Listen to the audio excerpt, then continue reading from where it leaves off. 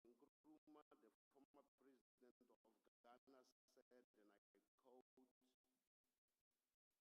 "We have the resources that prevented us from accumulating the effective capital, make full use of our power in independence to mobilize our resources for the most effective takeoff into through going economic and social development. It is only by uniting our productive capacity and the resultant production that we can amass capital, and once we start, the momentum will increase." Close quotes. Ladies and gentlemen, with capital controlled by our own banks, harnessed to our own truly steelworks, iron foundries and factories, we shall link the various states of our continent with communications. We shall outstun the world with our hydroelectric power. We shall drain marshes and of parasites and disease. It is within the possibility of science and technology to make even the Sahara bloom into a vast field with a verdant vegetation for agricultural and industrial development. The holding of this forum is timely as it happens in the face of geopolitical tensions, declining global funding for Africa, trade wars, tariff wars that serve as a barrier to trade and shared prosperity. In this relation, Africa must stop itself from aid dependency and urgently chart its future through self-reliance. Yesterday, when we had a casual conversation with Dr. Gainmore of Afreximbank, said, and I quote him with his permission, that our destiny must be in our own hands. I have not found more profound words than that. We can do this. It is in our hands. Our destiny has to be in our hands.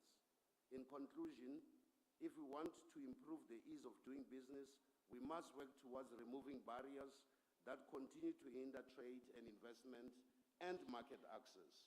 Hopefully, with the implementation of the African Continental Free Trade Area, things will improve significantly. Program Director, ladies and gentlemen, at this point, it is my honor and privilege to take this opportunity to invite to the podium the Dean of the African Ambassadors Group in Cairo, His Excellency Dr. Mohamedou Labarang, to give welcoming remarks. Thank you.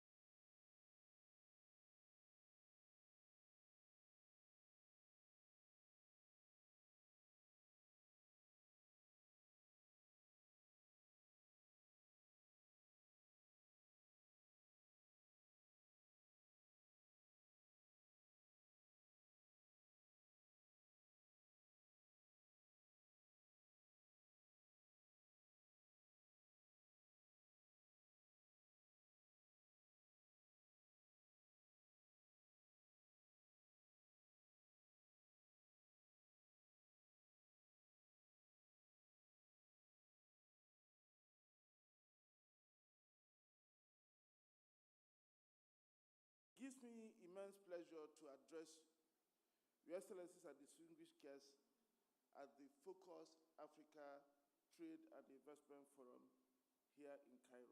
Fractured global economic and trade system is being further battered by nationalistic and protectionist tendencies, as well as war, regrettably under life support. Most economies that had relied on and were propelled by the disappearing global order are now scrambling for new sources of growth, including through expanding domestic absorption and greater South-South trade. Over the past few decades, Africa's total trade has grown from $150 billion in 1985. Despite that, the characteristics of the trade have only changed marginally. A share of 4.2% in the early lost global market share because of overdependence on commodities and because we are not trading amongst ourselves as we should. While intra-African trade has grown by about 600% between 1995 and 2022, yet intra-African trade share of Africa's total trade, the average level of about 10% in the early 1990s. Similarly, in 2023, dollars and 1990. The untold reality of these numbers is that foreign direct investment flows into the continent have stagnated at about a significant share of the flows have traditionally been channeled towards natural resource extraction. And so, despite these disappointing trade and investment developments, there was a glimmer of hope around 2015 that Africa will be the next continent that globalization will help pull out of poverty. Repeating the impressive outcome, the hope was justified. By that time, labor costs, the major driver of capital flows into labor-intensive manufacturing in Asia, were rising rapidly in China, labor-intensive manufacturing, that will help keep global inflation down. Further, a new capital-owning class with strong expertise in manufacturing had also emerged in China, and these were expected to drive the delocalization of manufacturing facilities to Africa. Additionally, thanks to significant investment towards infrastructure improvement, as well as macroeconomic reforms in many African countries, the continent appeared ready to receive the investments. Nevertheless, the hopes were quickly dashed by a number of factors. Discontent towards globalization had reached unprecedented levels in the US and Europe and brought anti-globalists to power in those parts of the world. It also led to Brexit.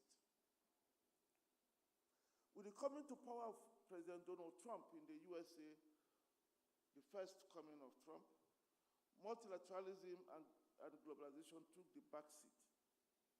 Multiple global shocks, namely the COVID-19 pandemic, the Ukraine and sovereign debt challenges, exacerbated the crisis. The posture of the US government under the second coming of President Trump is raising with their preference for the use of high tariffs as an instrument for rebalancing US goods trade with the rest of the world.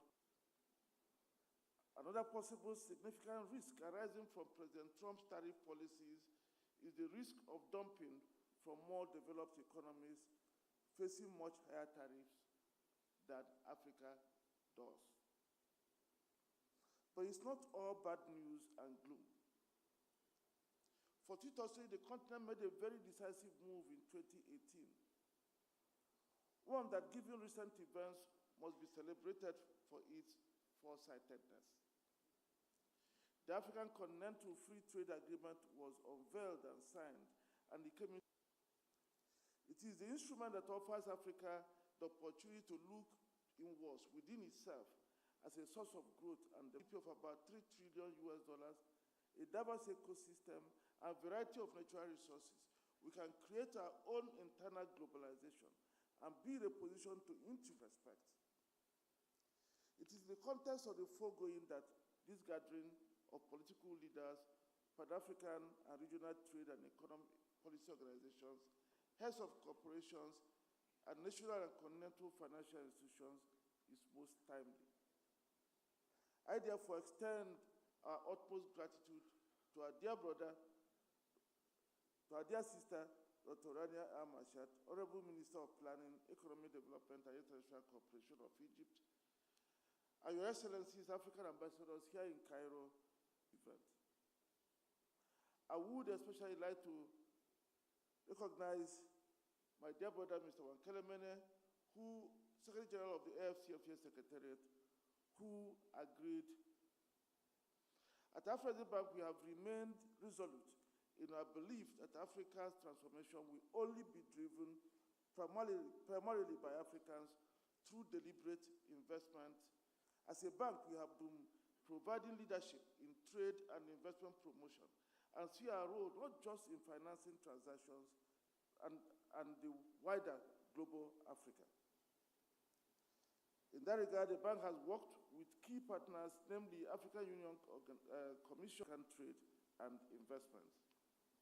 One of such significant steps we've taken was creating and implementing the intra-African Trade Fair, a program conceived in 1963 by African leaders at the maiden meeting of the Organization of African Unity, but couldn't solidly take off until our recent efforts. Since its launch across Africa, building a strong network of African businesses and expanding the trade and investment links amongst Africans. The fair backed by financing opportunity.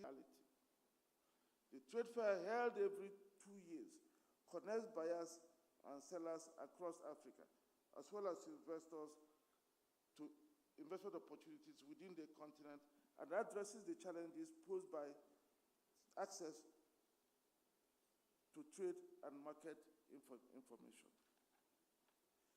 The first 3 inter-African trade fairs held in Egypt and South Africa attracted business deals worth over $120 billion in the aggregate and brought together over 4,500 of the trade fair to be held in over 2,000 exhibitors and over $44 billion in deals to be concluded. You all, I strongly encourage all stakeholders, their stands, their pavilions. 25 is the gateway to trade and investment opportunities in the continent. And I look forward to seeing you there. We are also making it possible for deals consummated through such linkages to be paid for in African currency. Payment for cross-border trade in infrastructure and other investment through the Pan-African Payment and Settlement System, or the PAPS. The government of Uganda can, for example, secure the services of a contract in the Ugandan shilling, which will be used to purchase the Egyptian pounds to pay the Egyptian contractor. This can help in significantly reducing Africa's perennial external sovereign debt, while closing the infrastructure financing gap on the continent. PASS will also make it possible for Africans to actively participate in the 29th stock, the trading and liquidity in the exchanges, and elevate the capacity of African businesses to raise capital from within the continent. Because through PAPS, an Egyptian can, for example, use Egyptian pounds to buy stock. That way, all stock exchanges will become continental exchanges and will be able to internally generate the capital to finance our businesses. The diversification of intra-African trade and investment payments through PAPS will hopefully pave the way for the emergence of a single currency trading platform. And will shortly launch a PAPS card that will make it possible for Africans to spend their national currencies wherever they travel to in Africa. So an Egyptian business person traveling to Zambia, These are currently available in 16 countries, including Egypt, where the business grew by 900% in 2020. A facility designed to support the operation of African multinational corporations in multiple markets across between 2017 and 2023, and facilitated them to win and execute various contracts. A procurement and consortium contracting program was launched to enable African contractors to take advantage of the $60 billion of annual infrastructure spend on the continent. In June 2023, Afreximbank launched contractors to tenders and contracts across Africa. The digital platform provides a centralized and readily accessible channel to share information on the available investment opportunities across the continent, creating valuable networks. I wanted to also add here that through our program, the Egypt-Africa Trade Promotion Program, will be trade and investment between Egypt and the rest of Africa. We increased that to $1 billion when the $500 million. We will further raise that to $5 billion. We can also provide you equity and quasi equity capital to make it possible for you to do long-term investments wherever you want to make them in the continent of Africa. And the bank is also partnering with a RISE integrated industrial platform to develop industrial parks, export processing zones, and similar facilities across Africa.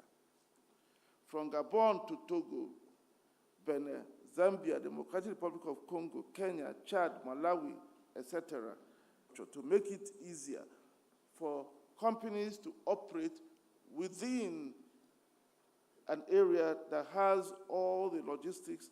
And I'm very pleased that ARISE is also a sponsor of this event. But we also invite you all who want to invest. The bank also developed the African Collaborative Transit Guarantee Scheme to facilitate the movement of goods under a single transit bond to support trade under the AfCFTA. As you all know, we have 110 borders on the continent, 84,000 kilometers of borders, and we have 16 who have to post transit bonds or transit guarantees at each border. But those days are over. We have now launched the transit guarantee scheme that will make it. We have done the piloting in commercial dollars, and we're hoping to expand access to this facility to the entire continent in the very near future. The bank has also committed $1 billion to support the operation of the transit bond across the continent. Your Excellencies, distinguished ladies and gentlemen, Afreximbank is also working with the African Union Commission. Currently, work has been completed for 500 standards, covering pharmaceuticals, medical services, medical products, African-funded and mobilized counterpart grant funding that are supporting this important activity. We are aware that non-tariff barriers posed by intra-African trade, and that is why we've also supported the harmonization of standards, so that businesses can operate with clarity on what is allowed. Infrastructure will be useless. Afreximbank is building, testing, inspection, and certification centers across Africa through its subsidiary called the Africa Quality Assurance Centers, ACAC. One center has been opened in Ogun State, Nigeria, and others are being developed, not exhaustive. Our plan is to help countries develop this facility wherever they are needed. An investment of our facilities. Your Excellencies, distinguished ladies and gentlemen, these, as well as other for accelerating intra-African investments across Africa. Of the Africa Direct Investment Report, which we will review together this afternoon in this hall. We anticipate publishing the final version at the Intra-African Trade Fair in Algiers in September. Alongside the report, we have developed a framework for investment promotion agencies and relevant stakeholders to monitor Africa direct investment trends identify barriers, and implement targeted interventions to boost intra-African investment. This initiative will also facilitate the implementation of the AfCFTA protocol on investment. Remain steadfast in its mission. We call on you to join the leadership needed to unlock investment. We want to build Africa so that we can also earn the respect, so that others will respect us, especially the committee, those who have worked with us on this since 2024, I believe, when this came on board. Thank you very much for your kind attention. Pan-African institution with a vision to transform diversification and development of African trade, and a center of excellence in African trade matters, Caribbean states. Our strategy, industrialization and financial sustainability. Inspiring open we're witnessing in Africa today. Global development and operation, she bridges vision. Dr. Rania Al-Mashat, Minister of Planning, Economic Development and International Cooperation of Egypt. Honorable President of the Afreximbank, Professor Benedict Urama, all distinguished guests who are attending today, it's a great pleasure to welcome you to the Focus Africa Trade and Investment Forum, a space where vision meets opportunity and where we come together as policymakers, development partners, and private sector champions. Allow me to express our gratitude to the Afreximbank for its long-lasting commitment to advancing intra-African trade, strengthening South-South cooperation, and supporting the realization of Agenda Moment. With a market of 1.4 billion people and a combined GDP of over $3.1 trillion, the African Continental Free Trade Area, the largest in trade. This is where our efforts must intensify. Our government work plan, we're fast-tracking reforms, enhancing the business climate, and building investor confidence with clear regulations and sound fiscal management to ensure clear indication of the growing role of the private sector in driving economic development. By 2030, we aim to attract $60 billion in FDI and increase our annual exports to 140 for Africa. Distinguished partners, Africa's establishment, the bank has committed billions of dollars in trade and project finance across the continent, with significant support directed towards Egypt's private sector priorities, but also deeply aligned with continental frameworks. This growth lies in industrialization, innovation, and integration. By empowering local industries, supporting value chains, and opening doors for cross-border investment, we can transform our continent into a powerhouse of sustainable development. Let us seize this opportunity at our forum today to build bold partnerships, co-create solutions, and reaffirm our commitment to an integrated, prosperous, and self-reliant Africa. Thank you, and I wish you a productive and impactful forum. Happening on the African front.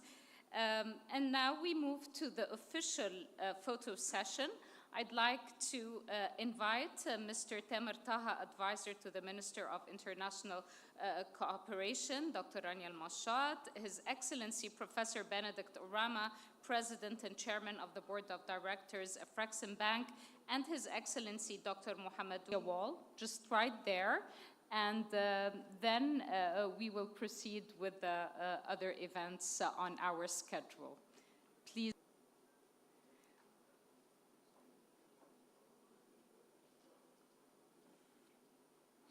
After this photo, I'd like to invite our distinguished guests, co-convened, Excellency Ambassador Joseph Micken, Mr. Juan Pedro, Secretary, and Sergey Raymond, Managing Director of Vista Bank, the sponsor of today's event. The rest of our guests can take a short health break. You can stretch your legs and grab some coffee or tea, and we'll convene and reconnect. First panel, to mic up and get ready for the panelists taking part. And I'd like official photo over there.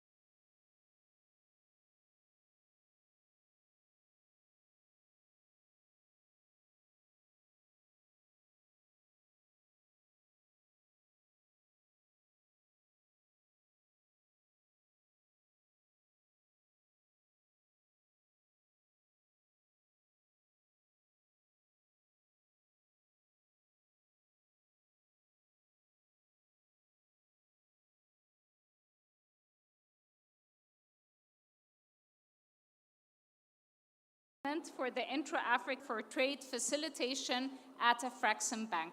The floor is yours.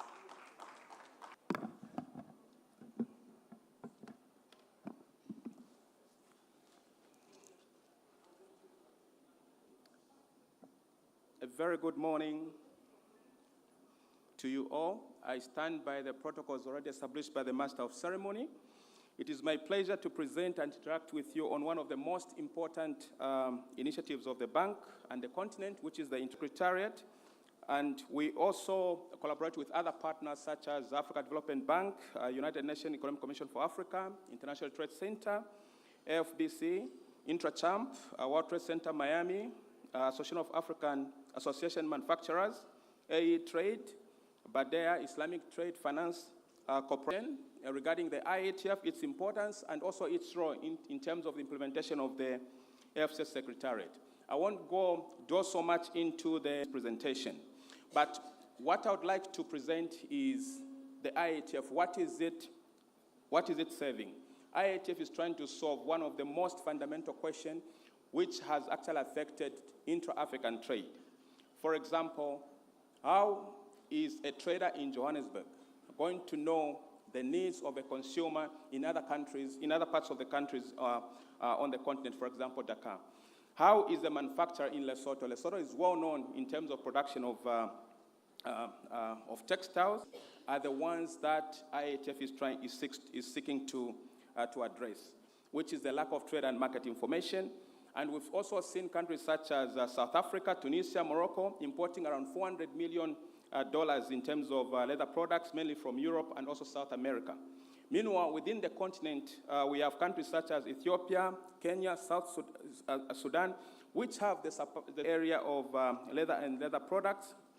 We have also in the area of meat and meat products, whereby West Africa alone imports of countries such as Botswana, South Africa, Mali, Chad, Sudan, that have the supply capacity to fill up that gap.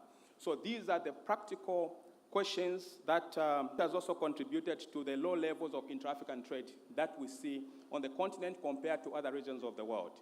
If you take, for example, Africa, intra-African trade rovers around 14 to 18%, depending on the source of information. But when you look at other regions, for example, Europe, 60%. You look at Asia, 55% and above. You look at North America, around 45%. But when you look at Africa, it's 14 to 18%. That tells you that something is seriously missing, and that is the lack of trade and market information. So the IATF, in terms of its objectives, really has got 6 main objectives, but I would just focus on 4 main objectives, which are to bring together continental and global players into one place, to explore business and as well as investment opportunities, and also to serve as a marketplace we are using to implement the AfCFTA Secretariat, as earlier on indicated. Therefore, it also provides a platform for business to business and business to government exchanges, and also development of business opportunities.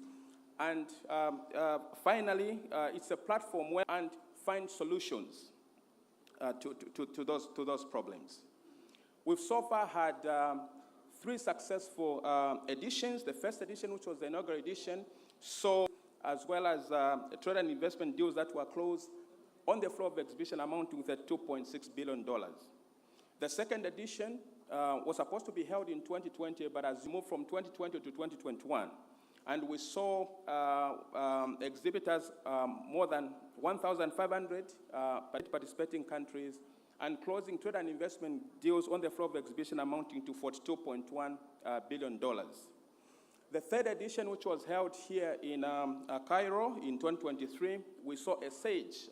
When you look at from the inaugural edition, countries as well as within the continent and also outside the continent have come to see IATF as a game-changing initiative, which is also changing in terms of how continent.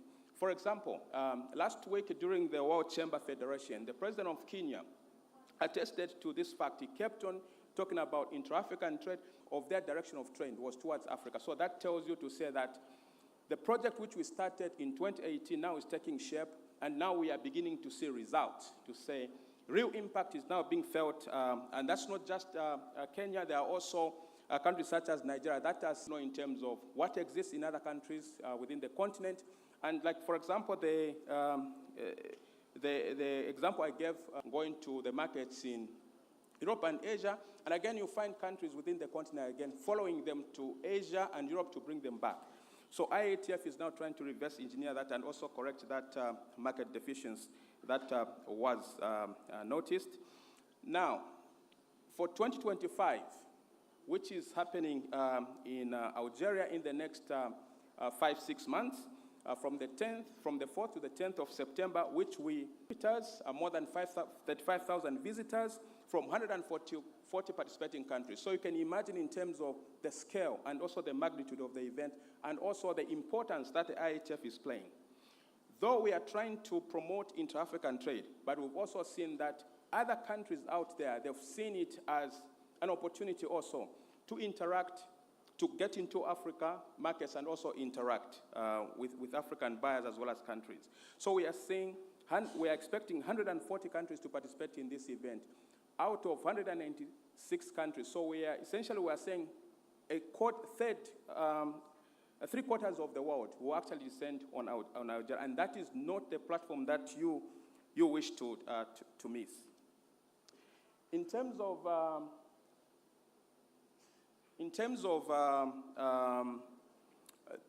the architecture of the IATF, we attract parastatals, private sector, academia, association, financial institutions, diaspora and the Caribbean, research institutions. Event is graced at the level of the heads of state. The second edition, we saw 7 heads of state participating in the event. The third edition, we saw 8 heads of state. In terms of the target sectors, the IATF, by design, is a multi-sectoral event, meaning that we cover all sectors in the various economies or that exist. However, there are also certain priority sectors that we try to promote, which are agriculture and agro-processing, automotive, clothing and textiles, construction and construction, consumer goods, creative industries, including entertainment, the diaspora, energy and power, standards, just to name a few. And in terms of the duration of the event, it's a 7-day event where businesses take place. The $1 billion that the $44 billion that I earlier on alluded to, it actually comes from the platform that we, and also about the event, the 7-day, there are B2B, B2G engagements that take place, and that's where the trade and investment deals that earlier on alluded to emanate from. Then in terms of the overall architecture of the IATF, it has grown actually from the initial five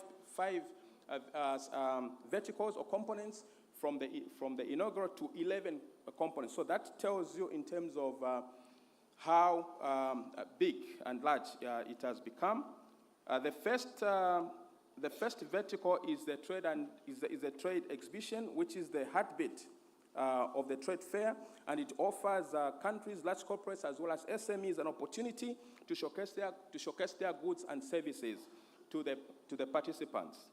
The second vertical is the Creative African Nexus program, which showcases economy, and also it has a dedicated summit, as well as a creative industry exhibition, as well as the showcase.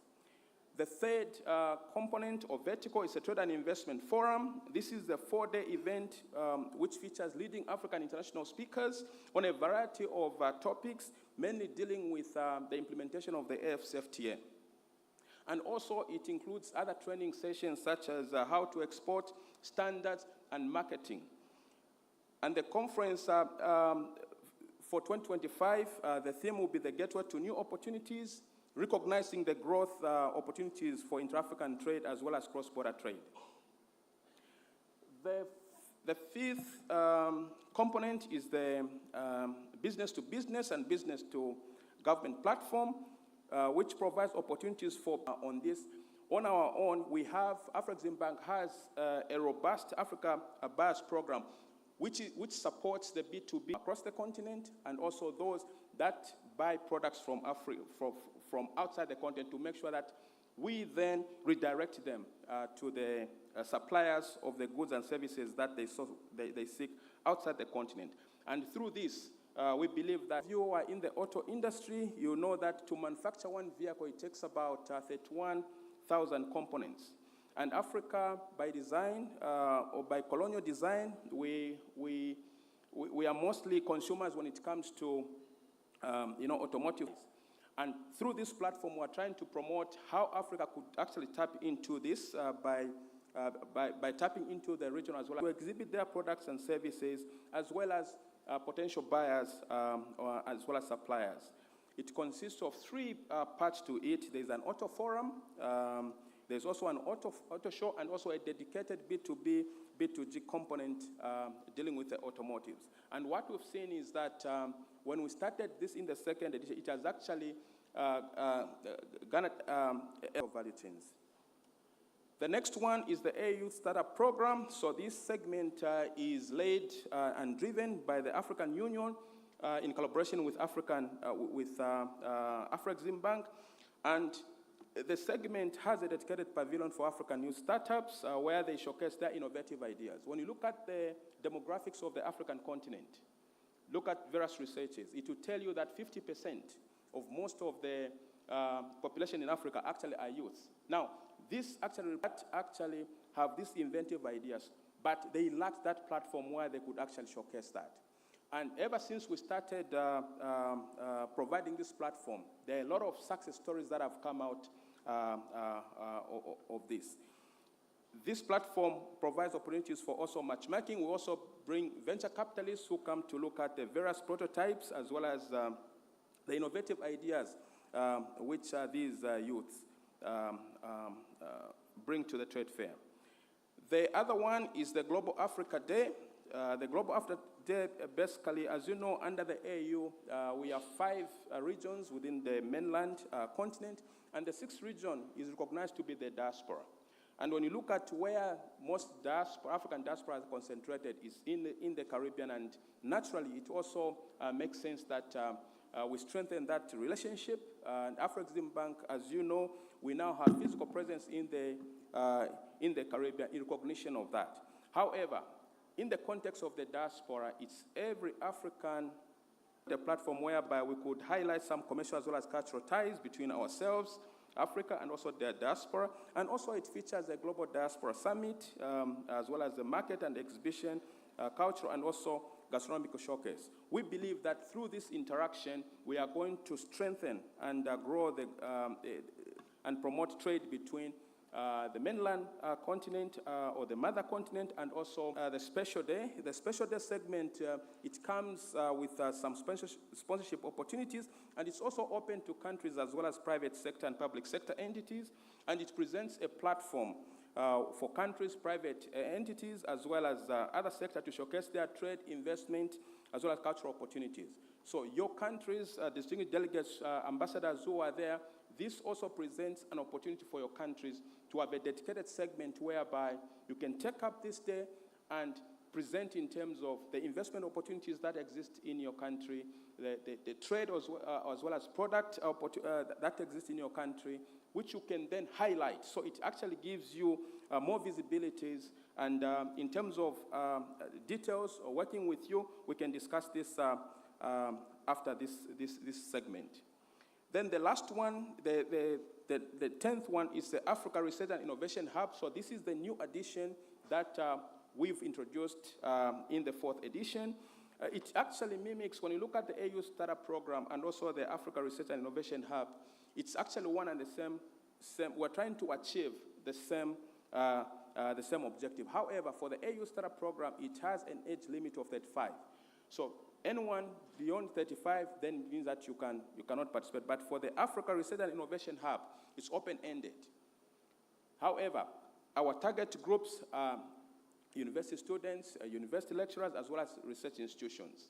I think those of you that are astute in terms of history, you know that there are so many inventions that actually were made by people from Africa, but they were never recognized to be something that was invented by people from Africa.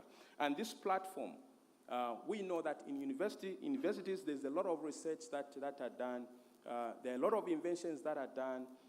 and also a lot of discoveries that have got industrial applicability, but there has never been a platform through which those inventions could. So now, for the first time, we are providing this platform for the student research papers. And the end game to this is that we expect investors, as well as commercial investors, to take interest in that, as well as those that are in the area of commercial endeavors. The next one is the IATF Virtual. The IATF Virtual, really, it mimics the physical trade fair. The reason why we introduced this IATF Virtual, by the way, it has been there from the first edition, is that the IATF runs after 2 years. Then what happens, because the idea is not just to have an IATF as an event. Business has to continue. People should need to have a mechanism or a platform through which interactions as well as business exchanges continue. And this IATF Virtuals, there's a virtual booth which countries actually encourage you, as well as the private sector, could actually take a virtual booth. We also mobilize in terms of participants. There are also virtual participants who actually visit. So if you have a product, we can work with you. You post that product. And this time around, actually, we've also enhanced the platform whereby you can actually talk to the seller of that product. You can also get the code through that. So these are some of the enhancements that we've actually made to the IATF Virtual, and it's something that you do not want to miss. The last one is the sub-sovereign governments network. As you know, that kind of system whereby the states have some level of autonomy. We also have other countries such as South Africa. They adopt Egypt. They have a governance system, and the whole idea is to governance a platform where they could actually be exchanging, ideas as well as information in terms of trade, investment, and also come up with twinning programs. And it is something that actually has now been fully institutionalized, and we've already started seeing benefits, accruing to the sub-sovereign framework. In terms of the success stories, I'm not going to go into each one of them in the interest of time, but these are some of the testimonials that have the people that have actually participated in the IATF have to say. Just quickly. And those that want to follow us, we are actually everywhere. We have various social media handles. You can follow us on Intra-African Trade Fair on LinkedIn. You can find us on Facebook. You can find us on X, and also you can find us on Instagram, as well as on the IATF website, where you can go and register. And the most important thing about the IATF is that there are also other opportunities that I've not mentioned here, sponsorship opportunities. So for the captains of the industries who are here, that want to have much more visibility in terms of what you do, what you manufacture, and also looking for the market, we can work with you. There are sponsorship opportunities that we have dedicated for you, and also for the countries. I talked about the special days. You can take up a country day. It's an opportunity for you to actually showcase in terms of your country potential, and it's something that you cannot miss. I'm here myself, and also there are colleagues also from Afreximbank. Maybe I think I'll just invite colleagues from Afreximbank just to raise their hands. If you want to discuss more about the opportunities to register, please feel free to reach us, and also my colleagues that have raised their hands. At this juncture, I would like to thank you for giving me this opportunity to share with you in terms of what's coming. IATF it's something that you cannot miss. One actually is preparing, dusting up your passport, and see you in Algeria. Thank you. Get ready for the 4th Intra-African Trade Fair in the People's Republic of Algeria. Africa's premier trade and investment event is presented by the African Export-Import Bank, Afreximbank, the African Union Commission, and the AfCFTA Secretariat. Join us from September the 4th to the 10th, 2025 to access more opportunities for trade, partnerships and possibilities across Africa. With over 2,000 exhibitors, 35,000 plus attendees from 140 plus countries, and the potential to generate $44 billion in trade and investment opportunities, this edition is set to be a game changer. Access more trade. Showcase your products and services in our customized for the Caribbean and the rest of the world. Whether you're a seasoned player or a startup, IATF 2025 opens doors to more connections, collaborations, and growth. Over 7 exciting days, you'll be inspired by distinguished leading speakers from Africa and around the globe and gain valuable insights into the continent's trade and investment landscape, while elevating your brand recognition and showcasing your vibrant range of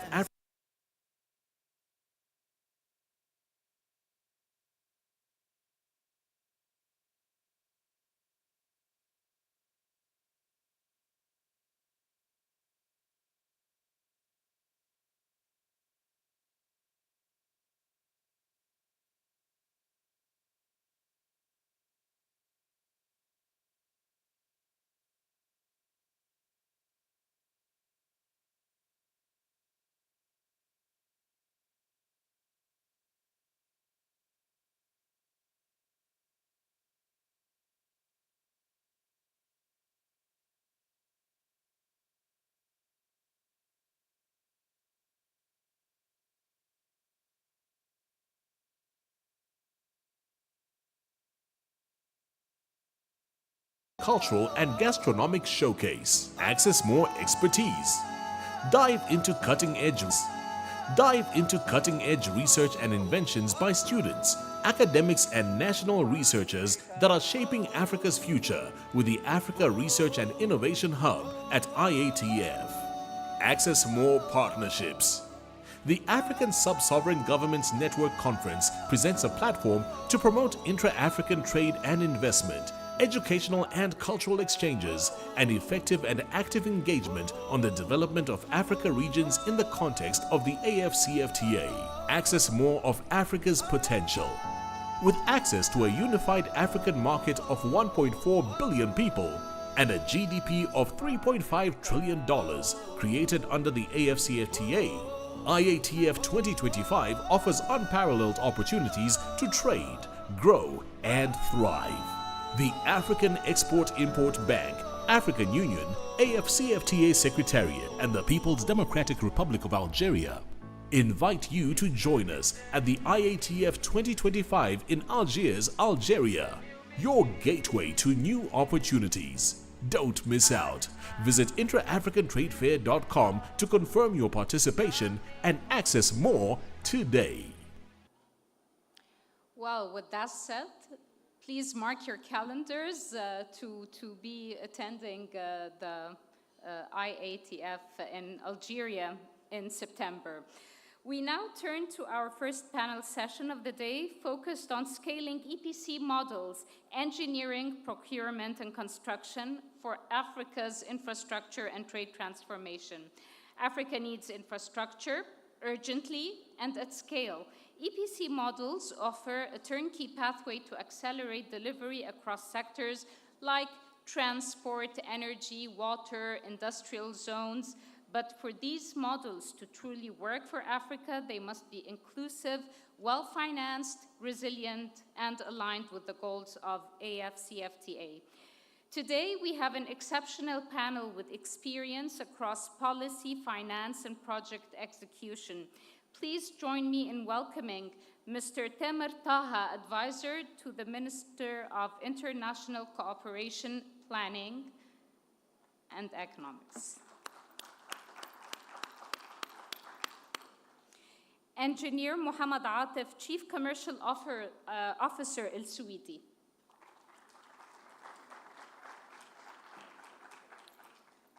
Engineer Tamer Shafiq, Vice President of Orascom Construction.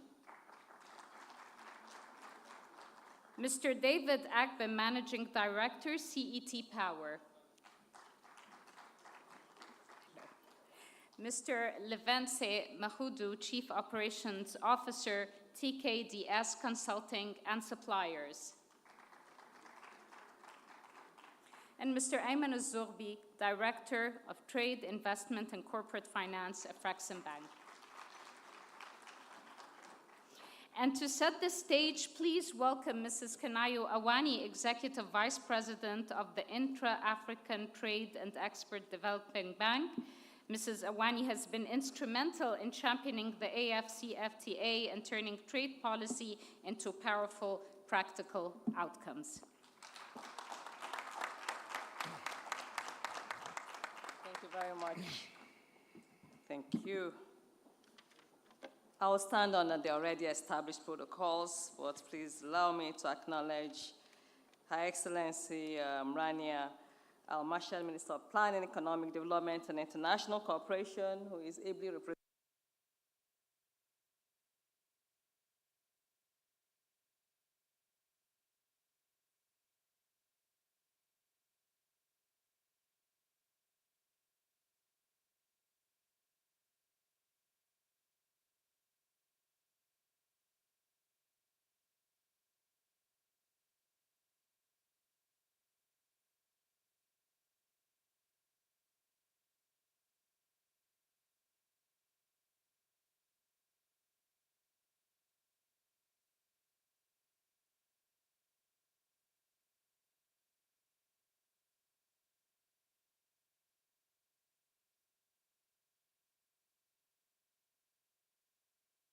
Infrastructure always makes headlines. The limitations to intra-African trade. People are so quick to tell you about how infrastructure deficit is one of the key obstacles or limitations to intra-African trade, because it is the roads that the goods will travel on. It is the electricity that will power the industries, but also powers our homes. It is the internet that connects us. And it is the bridges that link our communities and continents. For Africa, infrastructure is critical. Our infrastructure financing gap is estimated by UNECA and Auda Nepal to be around 130 to 180 billion every year. And this is not just statistics. It is a drain on our growth, a barrier to our integration, and a bottleneck to our global competitiveness. And although infrastructure investment across the continent is significant, what I'm trying to say is that the spend on intra-African trade, the spend on infrastructure is now approximately $90 billion per annum, as cited by the African Development Bank. But we remain heavily dependent on African, or rather on foreign contractors. The reliance places sustainable pressure on limited foreign reserves and undermines the opportunity for Africans to lead and own their own development agenda. Foreign firms, particularly those from Asia and Europe, maintain a competitive edge, and that's in our own analysis because they are supported by capital. They are supported by their export credit agencies and global financial institutions, and that puts them on an elevated footing. It is no longer a fair playing ground, and that's because of the favorable conditions that they are able to offer the employers of the EPC services. Cheaper financing, longer tenors give them a significant structural advantage. That's why at the bank, Afreximbank, we introduced, and I think President Rama talked about it earlier in his statement, the intra-African engineer, procure, construct, contract promotion initiative. And it is determined to shift that paradigm of having foreign EPC contractors dominate the space. In short, to change the paradigm from externally driven growth to Africa-led development. And in so doing, over the past 6 years, we have also facilitated and financed about $13 billion in EPC contracts across the continent, supporting African contractors in delivering highways, industrial parks, energy plants, urban infrastructure, roads, and what have you. And that $13 billion is helping them win the contracts in various countries in Africa, but also financing those opportunities. This includes financing for projects like the Zim Borders, which is a project that was executed by a South African EPC. And it's also another project, it's also helped facilitate projects like the Djibouti Marine Jetty project in Djibouti, which was also constructed by a Moroccan EPC. It also includes the 287-kilometer Kano Maradi railway project that links Nigeria to Niger Republic. It also includes various industrial park developments in Togo, Benin, Chad, Gabon, and where else. So this is not just theory. It is happening. We are capacitating African businesses, some of whom are here, to be able to take advantage of the opportunities in various African countries. As Ambassador Mashimbe said earlier on, it is in keeping to African owning its destiny. So African firms like Dangote Group, Hassan Alam, Rascom, El Swidi, Arab Contractors, Pabi Fort in Sierra Leone, Gaita in Guinea, and several others across the continent are showing what is possible when African capacity is matched with African capital. But to truly scale, in trying to keep my statement short, I think we must address 5 critical areas. First of all, it is financing, and that's, I think, the panel will deal with. At least Ayman is seated here. Financing. African contractors often lack access to competitive long-term capital. Through structured project finance, guarantees, and syndication, we're not just closing the gap, we are de-risking those opportunities to crowd in private sector investment. We may also draw on, in having this conversation on existing infrastructure funds and other DFIs. We may also draw on what the Central Bank of Egypt is doing or plans to do, and which is to activate National Export Support Facility and actually support Egyptian contractors who are taking advantage of opportunities in Africa with capital, so that we can, lend to you guys, to the contractors, with reducing the reliance on expensive financing, other financing sources. The second thing we need to do is capacity development. We must invest in skills, new technologies, and knowledge transfer. At the start of this conversation or trying to set up this initiative, one of the things that one of the heads of state told us was that, because we are trying to move away from supporting the foreign contractors as a bank to support African, but also there's also the challenge of capacity. That head of state told us, yeah, while I want to support and give these contracts to African contractors, but some of them are not competitive, the responsiveness is low or slow, and they had a number of issues. And that's why we started doing workshopping. So we launched a survey, to get feedback from the employers, the governments, the large employers of contracting services, to get feedback on what the issues were. Why is it that African contractors cannot compete, cannot win the contracts? Because they are right. They have businesses to run, in a sense. So we started investing in skills and technologies. We use insights gained from study research to convene capacity development workshops, to engage policymakers, promote dialogue and exchanges with the private sector.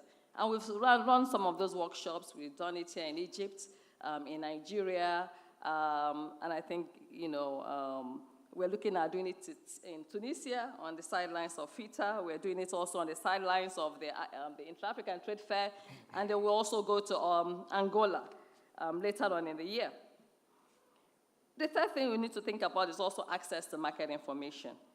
We must drive innovation and create available information to arm African EPCs. So one of the things we have done at the bank, it may not be the only solution available, is to develop the EPC portal. The EPC portal is a digital portal. It's a marketplace for opportunity, a pipeline for real-time projects, and a matchmaking platform for contractors, so being able to matchmake contractors to the opportunities that are presented by the employers of the contracting services, including governments. I think it's something we've done very well with the Egyptian government as well, and are welcoming other, we want to onboard other governments, employers of services to come onto the digital platform. I have no doubt that Ayman, you'll probably be able to talk more about that later on in your conversation. And also to bridge the access to market information gap is the Intra-African Trade Fair that has been spoken about just a few minutes ago that addresses the information gap. So one of the things we're doing in this trade fair is to create a special construction pavilion and to foster so that it has an ecosystem of contracting. The construction pavilion will ensure that we can draw in opportunities into the pavilion and be able to have an efficient and more effective way to do our matchmaking opportunities to the contractors. The other thing also that we might be able to look at to scale EPC contracting on the continent is partnerships.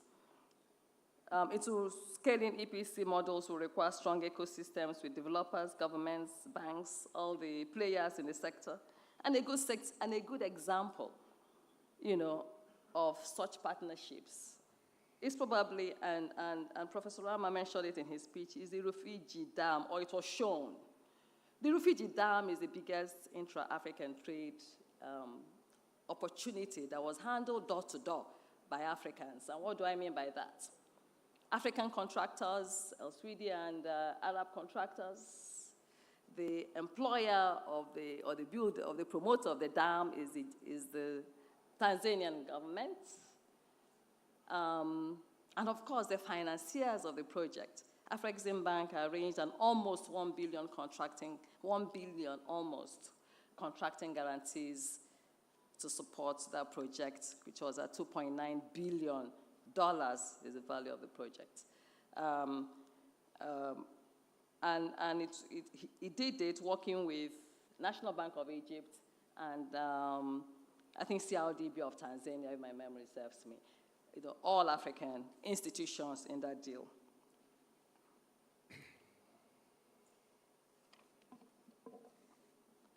And lastly, if I may talk about the scale, I want to talk about payments and our tendering process. And I would just like to touch on the fact that, and again, we talked about the Pan-African, Professor Rama talked about the PAPS, the Pan-African Payment and Settlement System earlier, which enables seamless cross-border transactions in local currencies.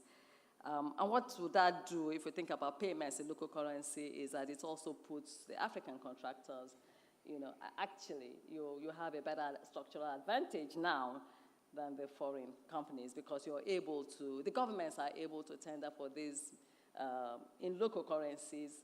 It reduces the pressure on foreign currency. You receive your local currency. If you're an Egyptian contractor, Egyptian pounds, and if it is in the case of Rufiji Dam, they will pay in their Tanzanian shillings. Ladies and gentlemen, that will reinforce the continent's financial independence and integration.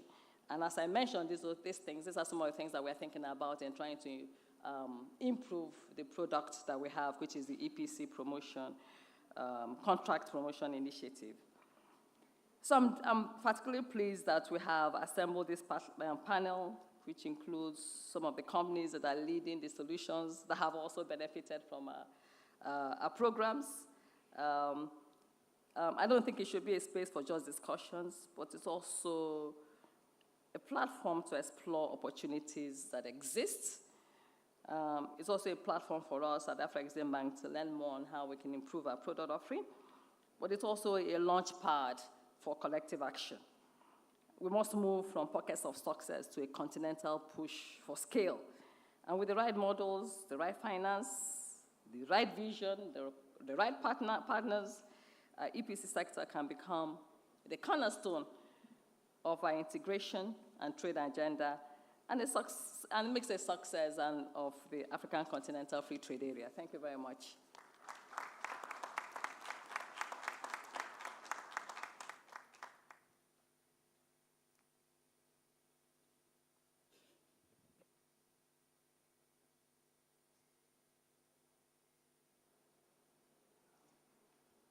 Thank you, Mrs. Awani, for setting the scene for this important session, which I'm honored to moderate it. Well, I think we've established our distinguished speakers on the panel.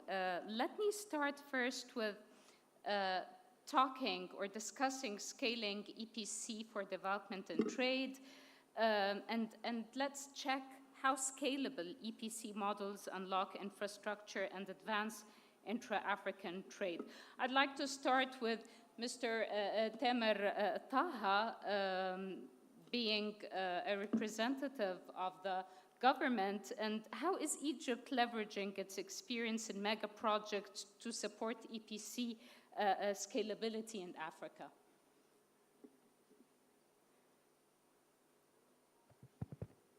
Yes, thanks a lot for the question. And first, allow me to welcome our dear colleagues and partners from all the African business community. Wish them a lovely stay in Egypt and also great connections with the local private sector. And also I would like to thank the Afreximbank for the great partnership and the African Union Ambassadors Group for this great event. Answering your question, Dina Hanem, I believe Egypt has been always, even since ancient Egyptians, we have always been great engineers working on mega projects, very good constructors, starting from the pyramids, which is still standing, but also in our recent history, the High Dam, digging the Suez Canal twice, and even in the past 10 years with the mega projects like the new capital and also the great network of roads and bridges which exceeded 7,000 kilometers and 900 bridges and tunnels. All this shows the importance that the Egyptian government is giving to EPC projects.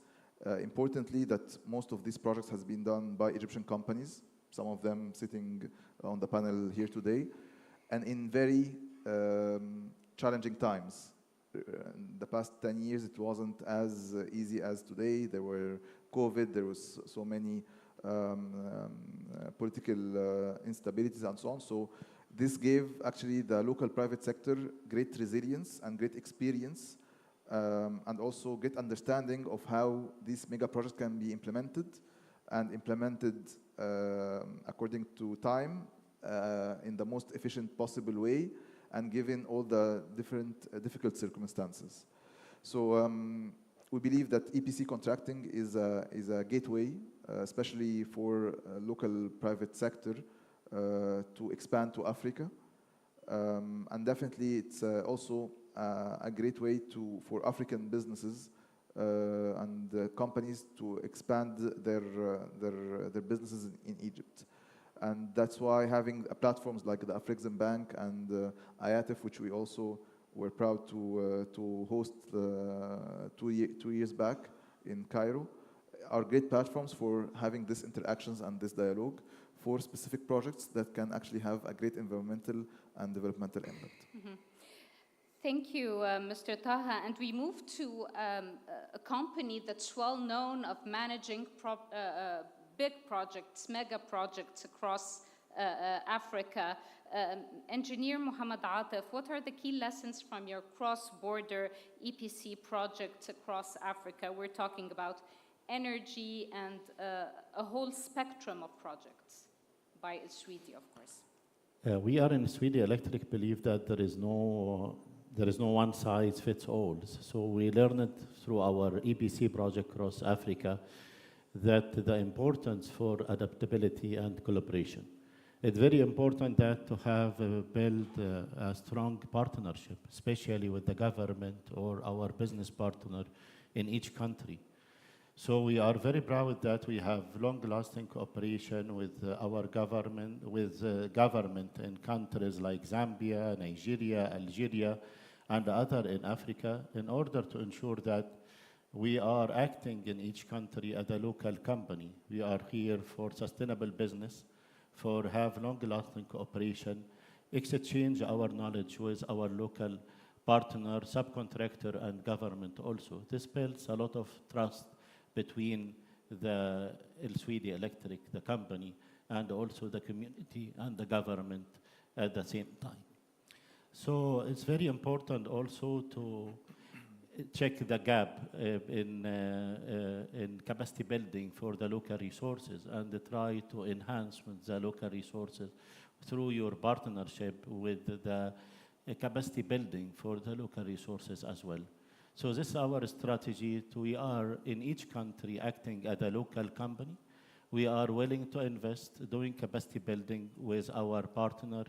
We are here for long-lasting cooperation and for sustainable business, not for contracting business, like have some profit for this country and go for another one.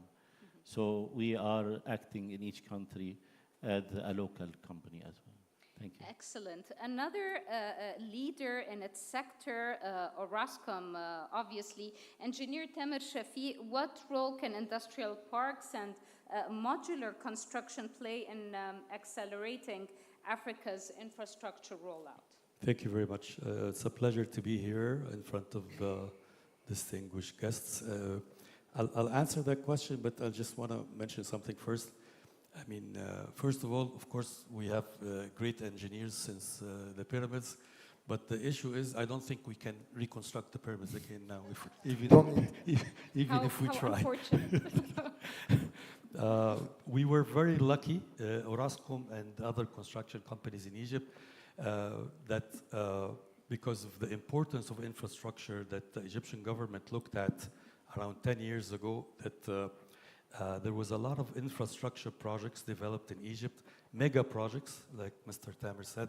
I mean, New Capital and others, but I guess the largest projects in the world, for example, the power plants that Sweden and ourselves built, each one is 4,000 megawatts, 4,800 megawatts.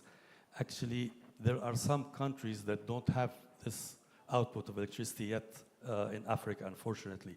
So we've embarked on a lot of large projects as Egyptian contractors because of this vision by the Egyptian government, which were, I mean, in order for us to expand globally, we have to execute projects in our own country.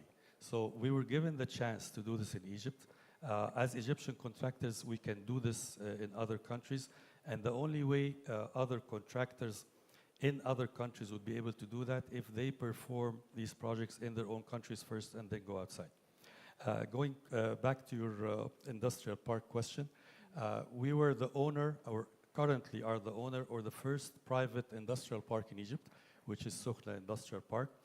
And it's been around since 1998. Having this industrial park, first of all, logistically speaking, it has to be close to a port, so that you can export your production, and also a road network so that you can use local resources for that. And at the same time, we did something when you call modular construction. We have something called plug and play, where investors can come and they can find a factory that they can buy. All the infrastructure is in place for that. I believe that in Africa, in Egypt and Africa now, we have the cheapest places in the world for manufacturing.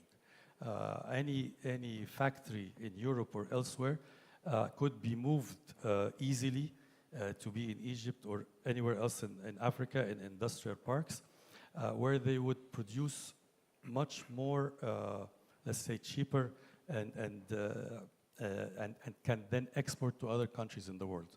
So we have this example in Egypt. We can do it somewhere else. We have the experience as Orascom in having this industrial park. We are able to help any other African country that want to develop, that don't have an industrial park, want to develop one.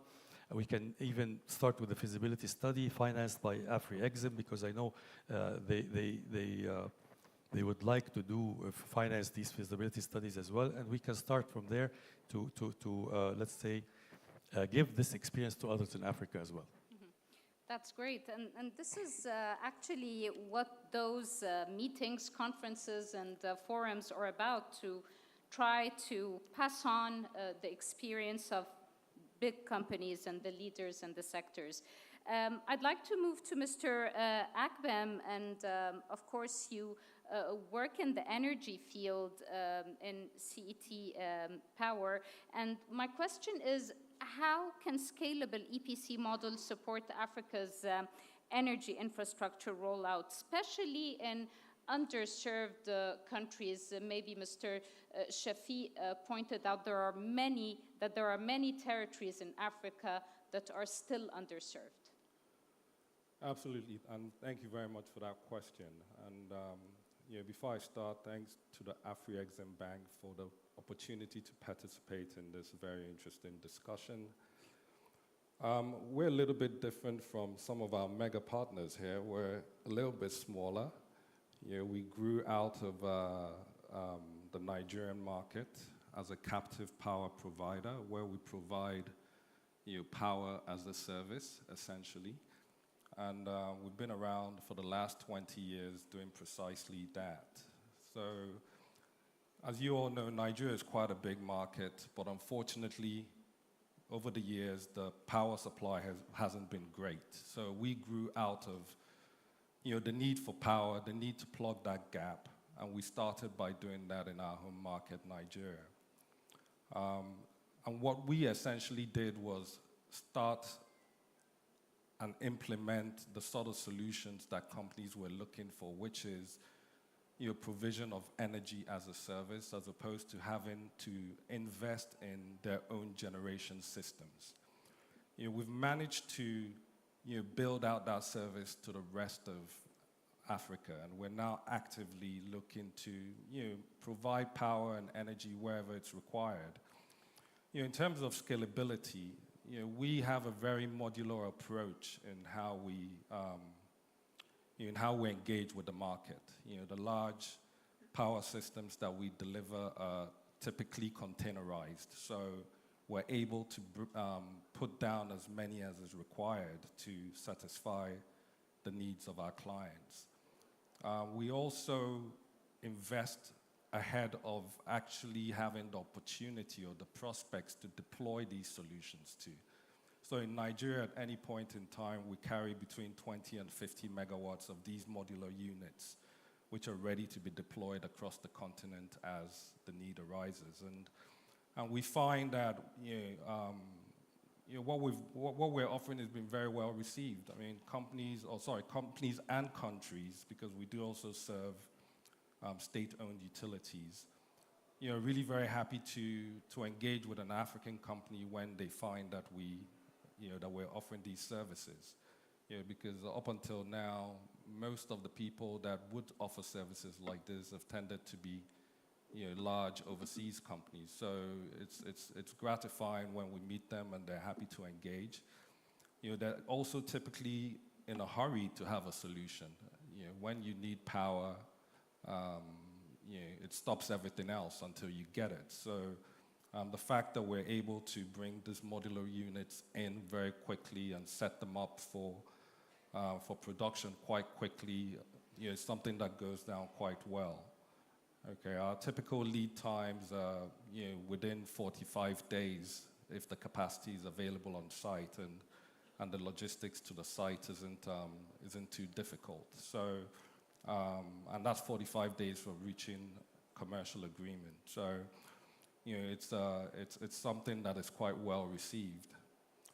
So I mean, I think other things that would be worth saying is, as we move outside Nigeria, go into some of the other countries, neighboring countries, and as far as Angola, which we're currently providing about 20 megawatts of generation capacity to. The one thing that we do to allow us, leverage what's going on, or the knowledge locally, is ensure that we employ locally. We ensure we employ locally. We try to transfer as much knowledge as we can, because localizing staff actually enables us to continue to provide that service efficiently and also in a very cost-effective way. It also means that if we do happen to have more users of our service or more requirements for our service in that particular country, we already have a stable of local guys that we can rely on for the next deployment, as opposed to having to bring maybe non-locals in from other parts of Africa. In as much as most of our staff are African, it's that specific local experience is a big help. Yeah, and given that also, everything that we do is about modularity. It makes things relatively easy, for our financiers and funders as well, because it's well understood. If we're building a 100 megawatt plant or 80 megawatt plant, is based on the same sort of modular units.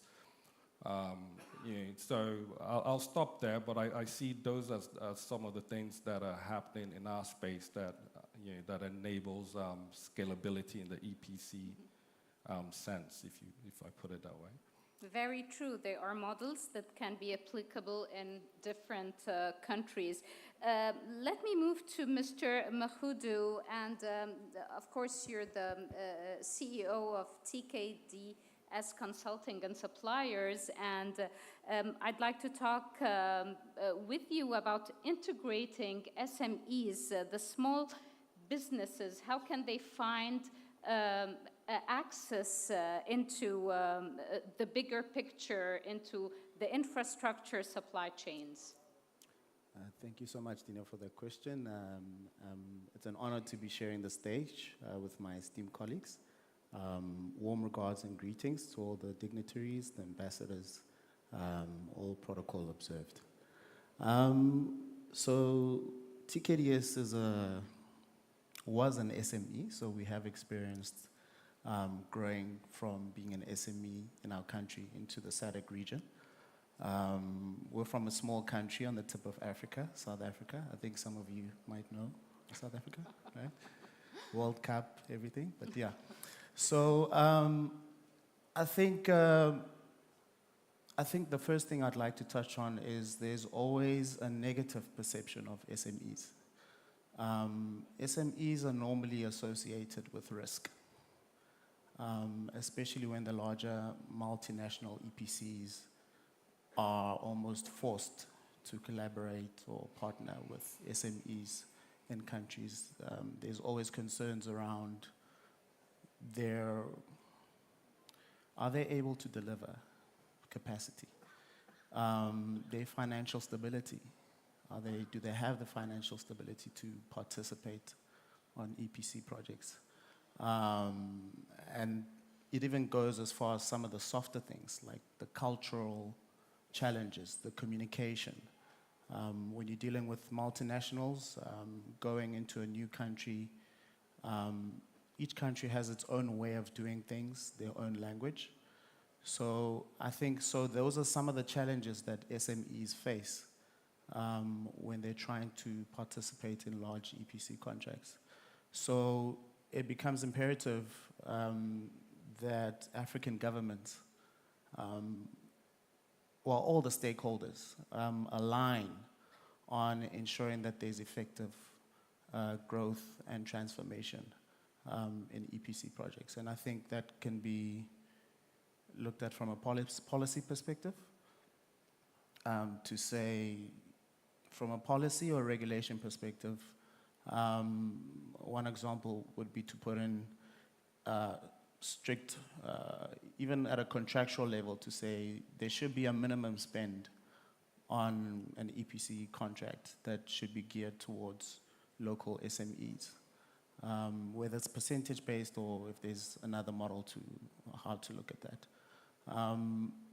And also to go as far as saying creating employment, you know, in the local area, using local suppliers. So I think it all starts with all the stakeholders aligning and agreeing that is a key goal, to a point where it's not just spoken about, but it's an actual key performance indicator in a contract, that you as the large EPC multinational contractor need to adhere to these things contractually. Otherwise, we seem to have underperformed on that aspect of uplifting local SMEs. So that's one area that one can look at. I think another challenge that local SMEs have is financing. Anyone knows that money is always the lifeline of every business, right? So if the multinationals continue to get stronger and stronger, the local SMEs continue to be marginalized, you know? So that transfer is very important. And I think how can African governments tackle this? One can look at, from a financing perspective, to say what sort of policies or regulations can we put in place to look at grants, you know, for financing SMEs, or creating an initiative with financiers or banks to say, let's create products that are geared towards local SMEs, so that they're able to participate, whether in the form of funding or guarantees, but it gives them an opportunity to participate in large EPC projects. So there's a variety of things that can be done, and I think my colleagues that mention collaborations, I think that's also key. Collaborations as well as training programs, because I think SMEs normally don't have the skills, whether it's technical or regulatory or compliance. So I think those are the key topics I think all stakeholders would have to take seriously. So it's not just the byproduct of the project for SMEs to really have effective growth. And I believe in Egypt, for instance, there's a mandate for the banks to direct a certain percentage of the funds to SMEs to support them. And I believe this is becoming the system in many other countries. In all ways, money shouldn't be the problem today. We have Afreximbank. So, Mr. Ayman, what role can intra-African trade financing play in supporting infrastructure development, of course, under the AfCFTA? Yeah, thank you very much. I'm happy to be here among these very distinguished panelists. It's always a great opportunity for us to speak about some of the interventions that we do and some of the programs that we avail so that others can benefit. I've worked with all the companies present here and some in the audience, and I'm sure if you listen to them quite carefully, they'll tell you stories and stories about our journey across Africa, which can be as interesting as the story of building the pyramids themselves at Amr. So believe me that we've done quite a lot over the past period with so many construction companies under the EPC initiative. We work at Afreximbank. We work very innovatively to address challenges and seize opportunities across the continent. Our driving force is the implementation of the AfCFTA and close the gap of the intra-African trade.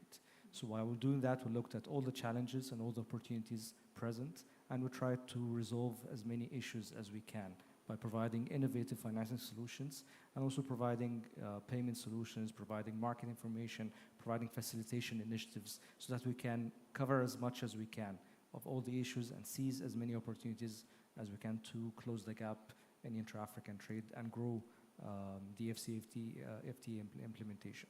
While doing that, of course, we looked at the infrastructure gap. That's one of the key obstacles for the growth of intra-African trade and the implementation of the AfCFTA. And we've looked at all the challenges present across the continent, and we've tried to shift our mindset by treating them as a challenge or an opportunity that we can seize. For example, many of the infrastructure projects in Africa are not treated well or not being served because of the perceived risk in some of the African markets, and so that so many of the international companies are not willing to come and provide support. While this is quite a challenge, but also an opportunity for African indigenous construction companies who can take up this job because they don't have the same perceived risk. However, they lack the market information, probably. They lack the adequate financing, yes. They might lack the expertise or the know-how of the African markets and how to bid for African contracts. They might need payment solutions. African governments might need financing. So we've looked at all of these things across the whole value chain of the process of doing an infrastructure project and provided the right solution at each stage. Some of the problems we face is that so many of the projects are not even bankable or not ready to be offered to construction companies and banks for financing. So we've introduced a project preparation facility while we finance the preparation of feasibility studies to bring the projects into a bankable stage. We provide financing directly and indirectly to African construction companies by providing contracting guarantees for them to be able to bid and execute projects, and also providing them with the right working capital financing means to get resources to do the construction work. We also provide financing to their African counterparts, so African governments, so provide payment solutions so that they can be assured about the payment against the services. While we're doing that, we also have seen and spotted other issues that needed our attention. So we have developed a training program, capacity building program to help African construction companies get the know-how of logistics across Africa and how to bid for African projects. How different is it across African countries? It's quite different. You know, with first of all, there is no harmonization of standards in bidding process or providing materials and all of that. So in each country, we'll have to educate whoever is bidding from another country about those differences and about those elements. There has to be some sort of financing elements arranged along with the technical service being provided. There has to be a localization of the know-how in some of the African countries so that you can get an opportunity to win a project. We've done a very big survey among African countries, and we've received the results that we have disseminated to many of our African construction companies, and we do so through what we call EPC workshops. And we do that, a number of them across the year, to educate African construction companies. On the other side, on the payment solutions, we also have seen that we need to provide payment solutions, and our president talked about PAPS, and our executive vice president as well, the payment and settlement system. And let me tell you that we are that close of closing the very first transaction in local currencies for one of our EPCs present here, in exchange between Egyptian pound and the Ghanaian currency cedi. That will be the very first transaction to be done under the EPC initiative through PAPS. How big is that transaction? It's not very big at the very start. It's around $2.5 million, but it's a very good start that we can test the system, that it works, and that the payment in local currencies is available. Imagine the opportunities, the immense opportunities that can come out of that. So many African governments can bid, can offer projects in their local currencies, and our EPCs will be paid in their local currencies as well, and everybody is happy. There's a huge opportunity that can come out of that. So as you can see, we've really looked at all the issues across the whole value chain in the EPC business. We've tried to provide support. We do a lot of facilitation and twinning across the year. We take the companies with us while we travel to African countries, meeting African heads of states and African governments to introduce them and help them win the contract. That's what we do. We not only finance and provide the payment solutions, but we help the companies win contracts across Africa. And those are the stories that I would like some of the companies here to be telling. And if there are others in the audience that are not working with us, please let us know. We started also expanding this program now to other tiers of construction companies that have emerged over the past years. You can see some of them here as well that we started working with. But if you're not working with us, please come to us. I'm here with so many of my colleagues, and we'll be very happy to offer you our services. That's a great invitation, and I'm sure you'll be getting lots of queries after the panel. Well, since we're talking about challenges, this makes me move to Mr. Tamer Taha, representing, of course, the Ministry of Planning, Economic Development, and International Cooperation. Do you believe that African governments should take on more project risk to attract private EPC investment? Well, I think government shouldn't take more risk, but they should manage better the risk. And by managing, or by better managing the risk, I would say there are two main elements: partnerships and information. Partnerships, they have to have the right partners, whether it is the right contractor who has the experience, who have the technology, who have also the understanding of the national context. They have to have the right financial model, the financial partner, the financial tools, the guarantees. And they even internally, they have to have also the right infrastructure to build this partnership in order to minimize the risk. Adding to what my colleague Ayman here mentioned, it's about also piloting. Whenever there's a new project, I think it's very important, especially in projects that require some new technologies to be implemented for the first time, we have to pilot. And here, finding a right financial model for piloting small-scale EPC projects that can be then scaled, it's very important. Because Africa has the potential really to be a platform for technologies in agri-tech, in energy, in water management, and in climate action and climate change project adaptation and mitigation and so on. But there is always this risk of we're trying something new for the first time, and it needs big amount to be implemented as a mega project. And that's why piloting this type of project is very important. And that's what we do actually at the Ministry of Planning in partnership with different developmental partners, where we do what we call it ideation workshops, where we bring together all the relevant parties together in one room. And it includes the government representatives, big companies, startups, SMEs, development partners, experts, academia, and so on, together in one room, so that they can think big, but think it step by step, by sequencing the implementation of the project and so on. And the results were very successful because we came out with very innovative partnerships models, as well as ways to pilot this kind of projects, which at the end of the day lowers the risk.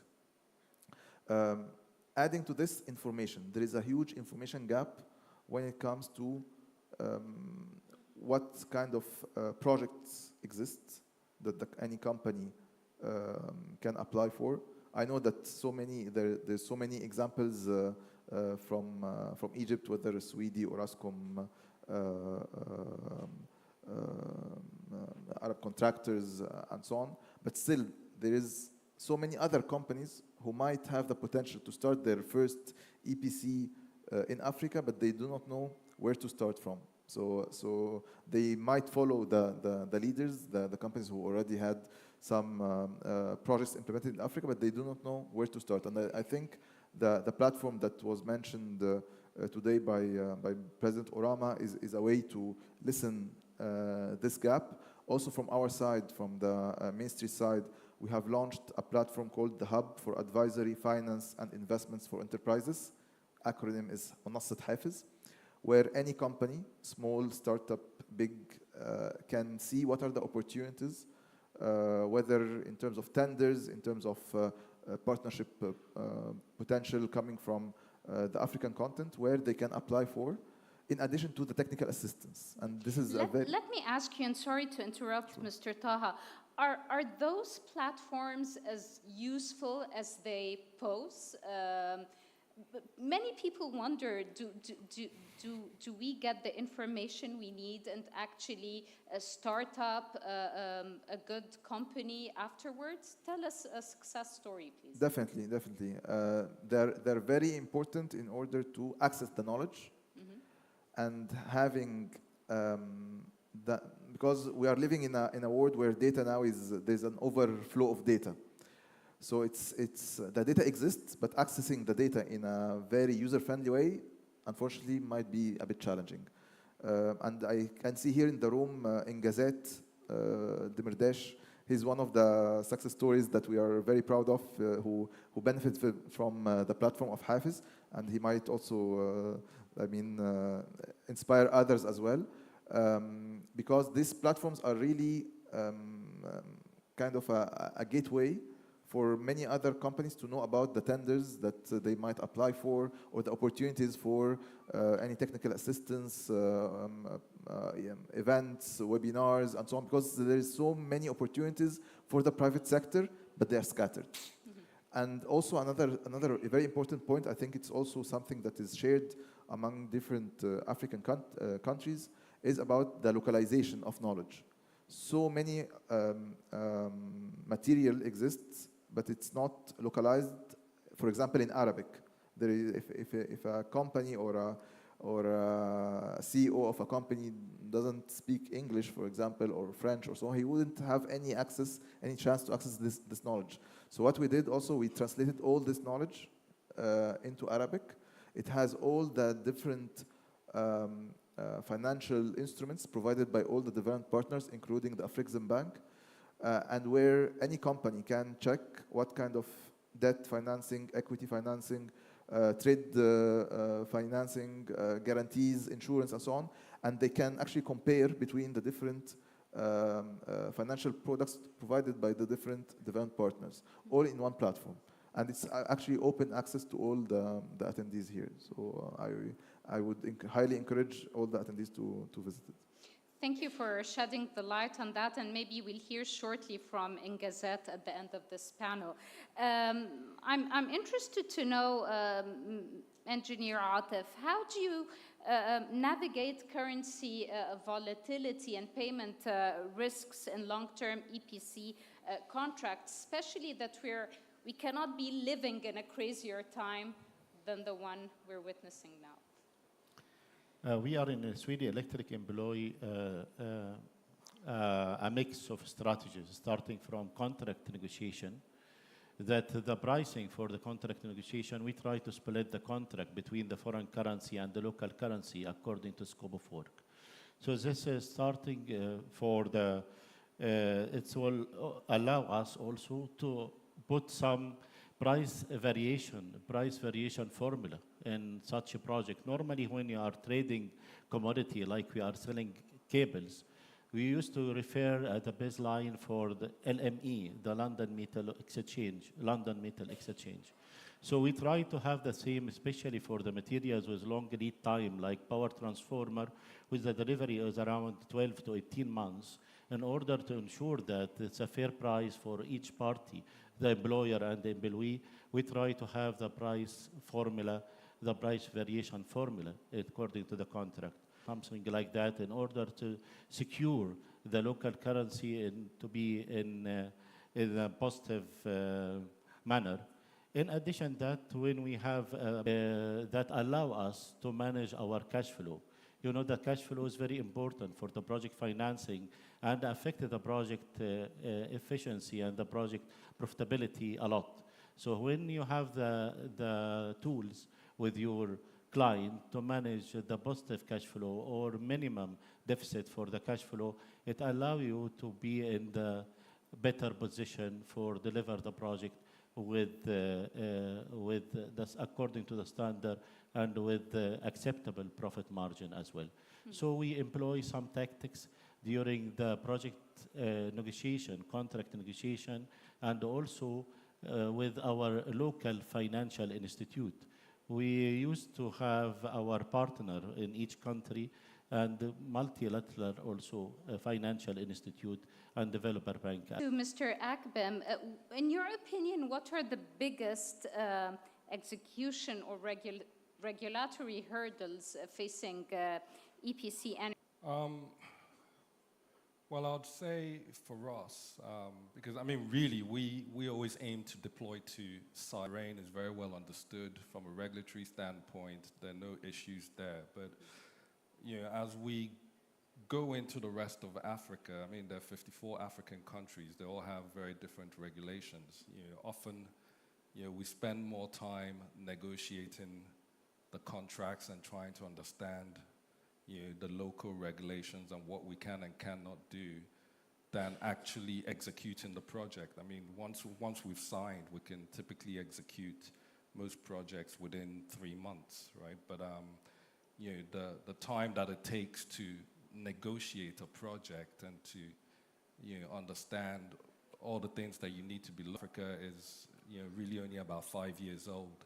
So we continue to enter the learning curve. So, you know, so that's one, you know, definite you know, issue. It's what it is, and we just have to choose around we want to be paid in you know, the new payment platform that's been exploring. Then, you know, you also have issues with the length of financing that's typically available. So, you know, financing with organizations like Afreximbank, they're able to do longer term funding, but most commercial banks, you know, will do 7 years or less typically. So for some of these projects that are longer term, I mean, we do everything from emergency power, where you're providing power for 6 months, to very, you know, longer term IPPs of 10 to 12 years. You know, with those length projects, you certainly want longer term financing, and that's harder to come by, which makes, you know, pricing a little bit more difficult also. So I'll stop there. Those are some of the key ones. And actually, I want to bring in Mr. Ayman on this point. And how can Afreximbank structure financial instruments to de-risk the long-term EPC projects? Yeah, thank you very much. No, we do that in so many ways, innovative ways. We try to secure the financing and hedge instruments that are sufficient enough for the EPC contractor to be able to do their business across the whole tenor of the projects. So providing the financing in the right currency, provide hedging instruments, but more importantly, we provide investment guarantees to de-risk the opportunity altogether. Some of the contractors or some of these jurisdictions, they require not only payment assurances, but also guarantees against certain risks that they foresee in that country, and there are not so many institutions around the world that can provide opportunities for that. So for example, for PPP kind of arrangements, we have a guarantee to hedge against the non-compliance of the government or the employer of their obligations under the PPP agreements or fund of. Also provide investment guarantees that cover things like foreign currency availability, foreign currency repatriation. We provide political risk guarantees or country risk guarantees to de-risk against certain things like political instability and so on and so forth. So we really have the right instruments that can cater for a lot of the risks that a contractor might face in doing the business, apart from the usual obvious payment risk. So we really have the right suite of products that we have very much thought through to avail to the construction companies. Since we're talking financing, I'd like to ask Engineer Tamer Shafi on how African EPC firms compete with Chinese and Turkish. Thank you very much. This is a good question. Actually, there's two types of projects. If these Chinese or Turkish contractors would bring their own financing, so they will use contractors from China or Turkey. There's no way. I mean, but if this project is financed by another third party, whether international or the government itself in that country, then there should be a fair competition. And I believe, I mean, I'll give you examples. Egypt and the rest of the Middle East. In Egypt, Chinese contractors coming here with financing, that's the only way they can work in Egypt, because we have such a big labor force, of course, and large Egyptian contractors. But in Africa, like I said, when the project is financed by the government or other third parties that are not Chinese or Turkish, there should be a fair chance, because I don't think African governments should allow Chinese or Turkish contractors to bring their own labor. We have enough labor in Africa to do our own projects. Even if they're not trained, we can train them. As far as governments or foreign institutions, they can train them. So then the labor advantage would be taken away from the Chinese or Turkish contractors. Also, they shouldn't be allowed, or the specifications of material in the projects should specify material that is not from China or Turkey, or it could be from other places. But because if we're gonna procure material from China or Turkey, the Chinese will have a better advantage, the Turkish will have a better advantage, so contractors, whether international or local, will not be able to procure at the same advantage. So if this is somehow in the specifications of the contract, of the material in the contract being specified to do that, it will help. Also, if there's a local content that has to be there, so they have to use local material somehow. I mean, countries do that. I mean, Saudi Arabia is currently do that. It is currently doing that with local content. So if African countries do it, it's not going to be a big problem. So let's say the labor advantage, material advantage, and local content. If we solve all these three issues, I think it's going to be a fair, level playing field for everyone to compete on those projects. Excellent. I have a final question for Mr. Mahudu, and I know you've touched on some of the challenges that might be facing SMEs in getting an opportunity within EPC projects. But if we talk from an institutional level, what do you think should be the role of governments and regional bodies to secure contracts for SMEs? Thank you, Dina. I think policy and regulation, I think that's the strongest cards that African governments can have a say on. I think to a point where they mentioned how is it possible to create from a regulation or policy perspective to ensure that regardless of where the financing comes from, the example from my colleague was China, that our regulation protects our local labor force and material suppliers, equipment suppliers. So I think regulation and policy is something that African governments can use as a tool to try curb that. Thank you very much.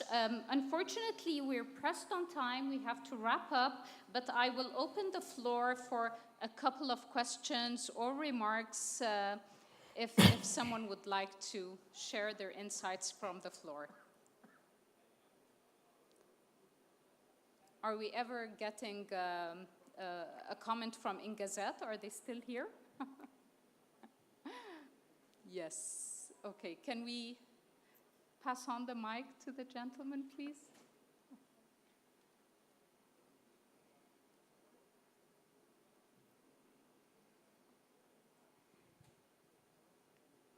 Yeah, I can hear you. Yes. Yeah. First of all, I'd like to thank you very much for the opportunity. Thank Ministry of International for Economic Development and International Cooperation. And we're very happy to be here today in such an amazing Pan-African story that we've been always aspired for.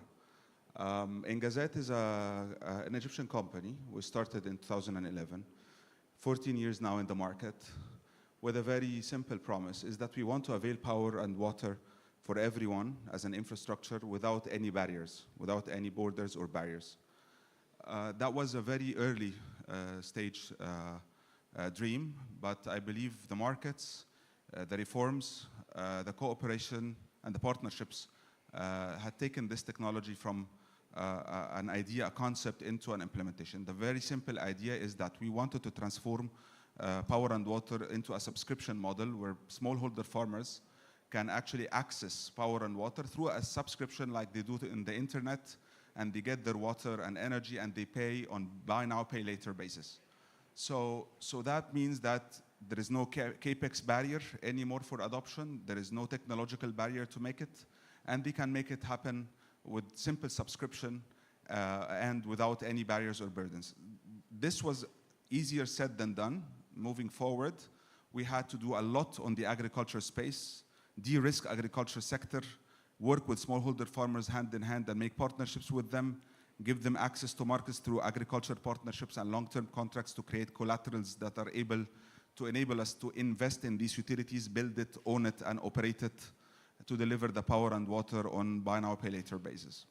Our portfolio now is around the $50 million of investment. Now we're operating in 3 countries. We've been championed in COP27, COP28, and COP29. I would really appreciate the role the government had played in putting the spotlight on a private-to-private kind of enterprise that has been taking forward to the next level.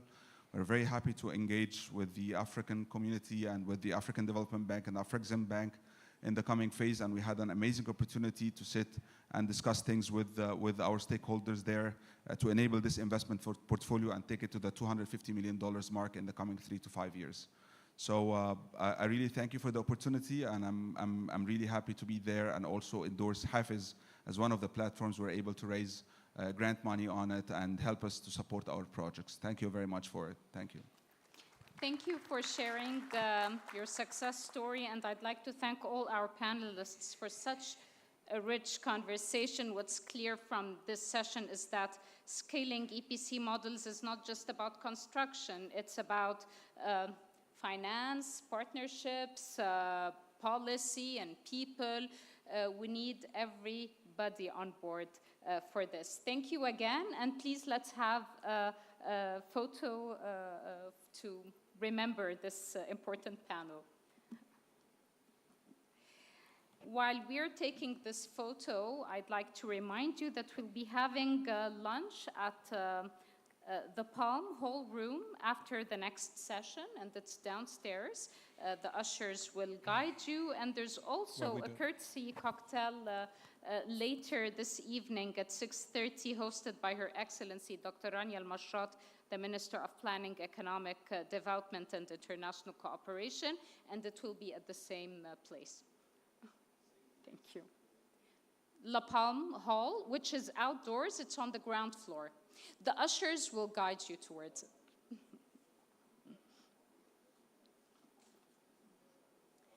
Can we take a collective photo, please? Thank you.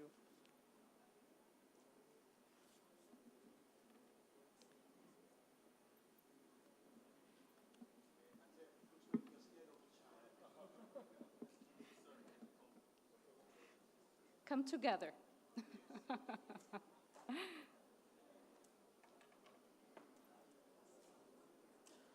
And please stay tuned. We still have a panel coming up shortly, so stay tuned.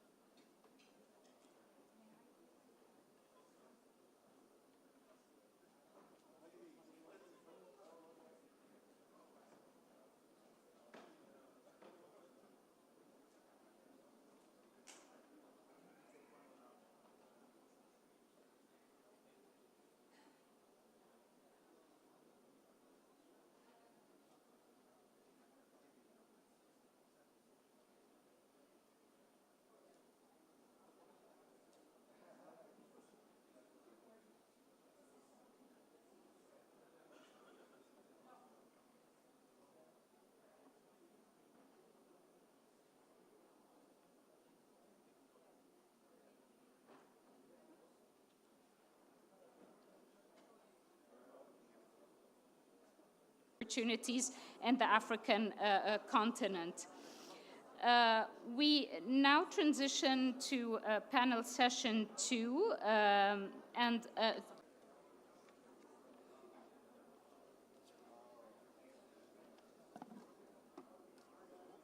just wait for people to settle down.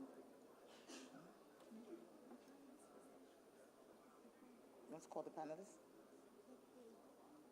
Let's call the panelists. Okay.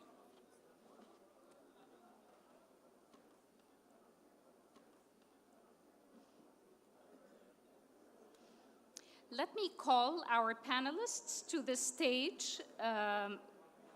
We are very happy to have with us Mr. Juan Pedro Avansolo Ianga, Equatorial Guinea, the Secretary of State, Mr. Abdelaziz Ba, CEO, Africa Trade and Distribution Company, Arise, Managing Director for Vista Bank, France, Mr. Al-Haji Bashir Adwali, Vice Chairman, Samco Construction, and Mr. Anis Jaziri, President and Founder, Tunisia Africa Business Council. I encourage our panelists to come join us on stage.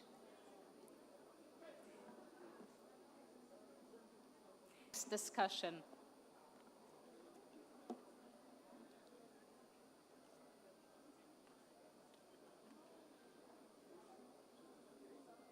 No.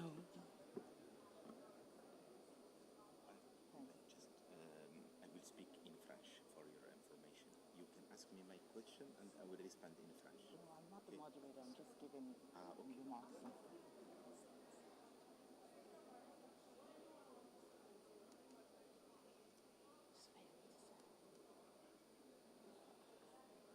Good afternoon, ladies and gentlemen. Your Excellencies, distinguished ladies and gentlemen, I stand on already established protocols. Good afternoon again, and welcome to this pivotal discussion on driving intra-African trade and industrial growth through. I am honored to set the stage for a conversation that is not just timely, but critical to Africa's future. The emergence of significant interconnectedness of production chains across the world and supported global growth and significant poverty reduction over the last 4 decades has receded.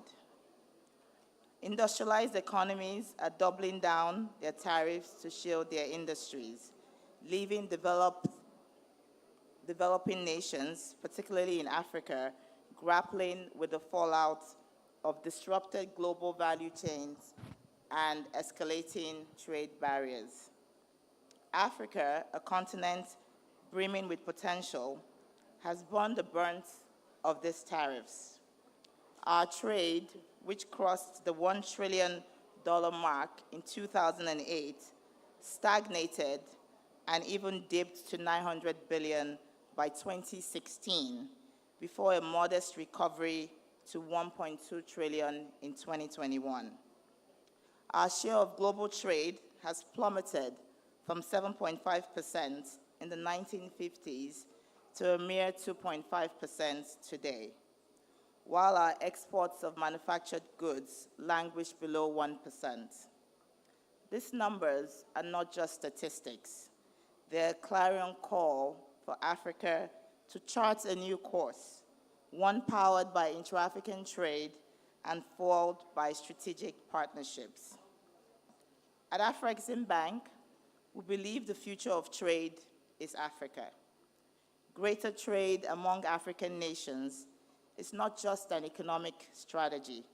It is our continent's best bet for resilience, industrialization, and today, with manufactured goods making up 45% of intra-African trade, we have a golden opportunity to scale investments in light manufacturing. And this is where an institution like Afreximbank steps in as a catalyst, a connector, and a deliverer of transformative solutions.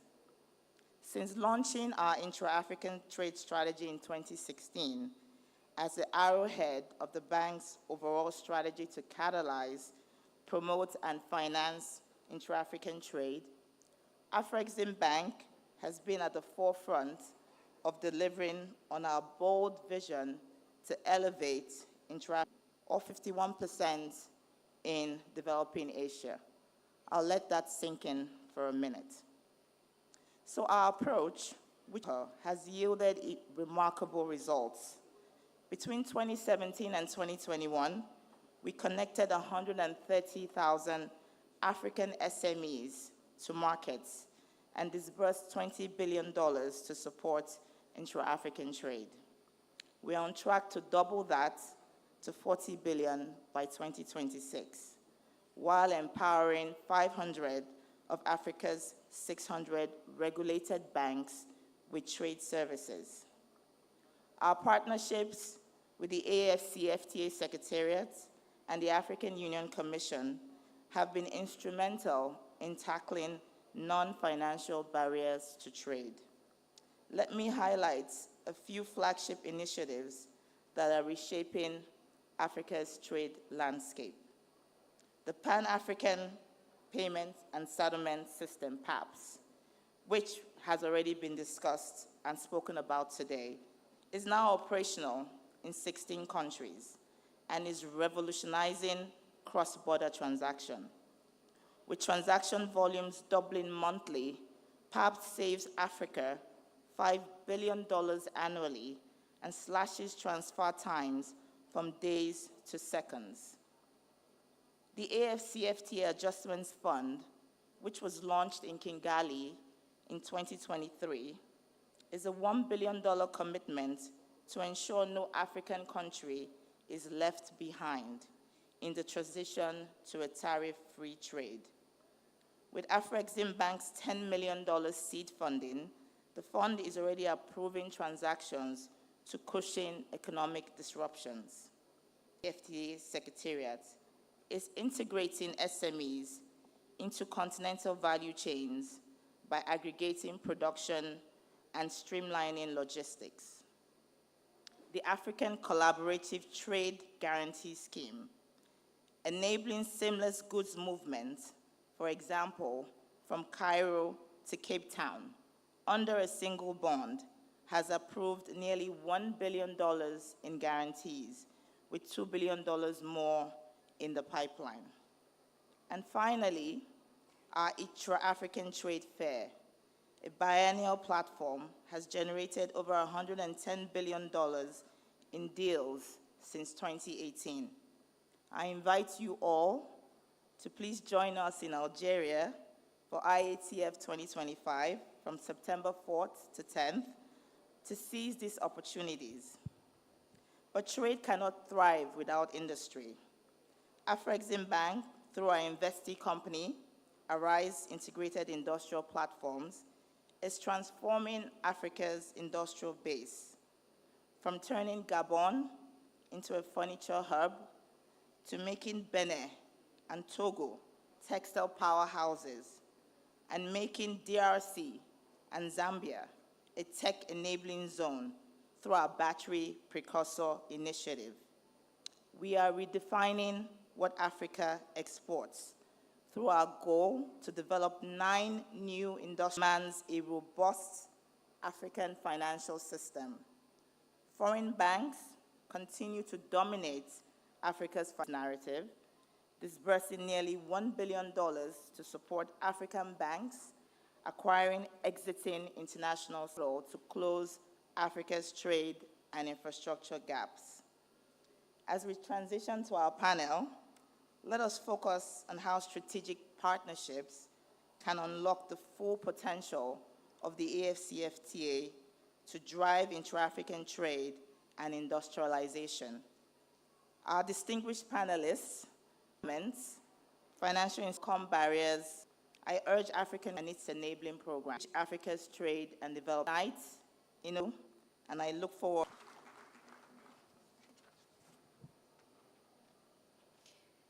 Thank you, Mrs. Helen Broom, Director of Project and Asset, a panel with our, we have about intra-African trade and scaling up within Africa. And Iyenga, the integration. Desarrollo económico y social corriendo hacia el horizonte 2035. Comme continuité de notre plan économique. Sobre el fortalecimiento del proceso de integración regional, es decir, situación social. Para adaptar las políticas de integración regional. La revisión annuelle de la cooperación de consolider la banque en África Central. Les projets los relacionados con los ce qui concerne aussi pour les fragilités. Nous avons de las barreras, la estrechez y la fragilité qui de infraestructuras son les principaux défis entre dimensiones, así como de la sociedad civil acumulativos humains estratégicos. Était basé dans Dieu, la paix social y l'industrialisation territorial. Son los principios. Ce sont les priorités que me han sido. Merci. Merci. Thank you very much for your languages. We appreciate your intervention and Mr. Documentation in terms of. Sorry, again, I will speak in. Il faut dire qu'on est en temps local au niveau de cette progression, par exemple, entre le nord d'Afrique en termes d'industrialisation future, c'est que pour les aider, pour les Africains, les Américains, les aider très faibles. Certes, une dynamique nouvelle, réelle, aujourd'hui, au niveau du continent, il est encore très, très, très faible. On est unis.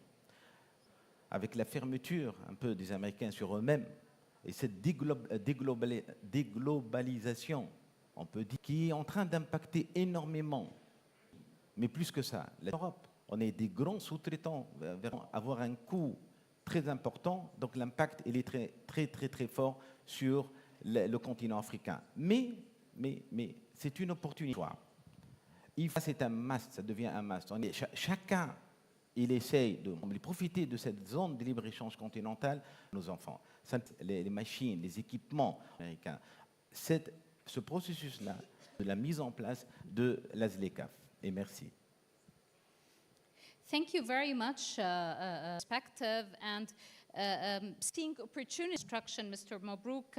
We're talking about forming Africa from an attractive. What we said before, the infrastructure is strong. Is okay? Okay. What we said, our infrastructure in Africa should be to be strong. That is our challenge in Africa. How to be strong for the... Yes, it's okay. Africa, our challenge, countries in Africa, how to use your resources to be good production, to change your market, to open your door, to not depend on buses, to be inside your market. This is very important, our challenge in Africa. Like what we said, Cairo, Cape Town, Africa, build our country. Market out our country, costly for your product, go by high. So to build your... That's what it is. Well, thank you for that and regulations. General of the Nigeria Customs Service, Nigeria, corridors. All right. Thank you very much, Director, of with this distinguished initiative to further the cause of growing African trade. From my gratitude to Afrex, that I feel a little bit like a big event where we are maybe I'm the only customs officer here, I don't know, but importance to customs. When we look across Africa to collect, they are even described or whatever. The paradigm is already putting adequate attention to growing trade, and we are beginning to see remarkable progress, in this respect. The World Customs Organization has availed us to promote use for trade. For what we have done is using to launch all that has been a compliance program, customs and organization. We've also which is excellency, constitute a very, very serious processes, our procedure. And as I round up, I would also like to share that, we are happy that agencies, both local and international, are already paying attention to what we are doing in Nigeria. Customs service initiatives that we have introduced business of this initiative, practical bottlenecks, to change their mindset from that revenue-based translates into more revenue. As the ones we're talking, he's the managing director of Vista Bank France and African markets and SMEs, and how is currently? Look, thank you very much for having me. In case you don't know Vista Bank is and thank you for just get back to the financing gap. I think it's a main issue here. Said that there are more than 300, SMEs in Africa. We can be, but on the bank, family and a bankable project. That's one thing. The second thing is that finance is fundamental. Just give, for example, for farmers.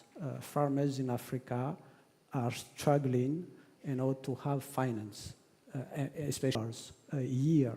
We have a lot of agriculture out there, intra-African, because they have reasons they don't have access on it. Mentioned something interesting category of potential investors into the market. We are also joined with Mr. Arise. We would have loved to have you with us here. And I'd like to ask you, how can Africa attract more foreign investments and private investments into trade logistics from your experience?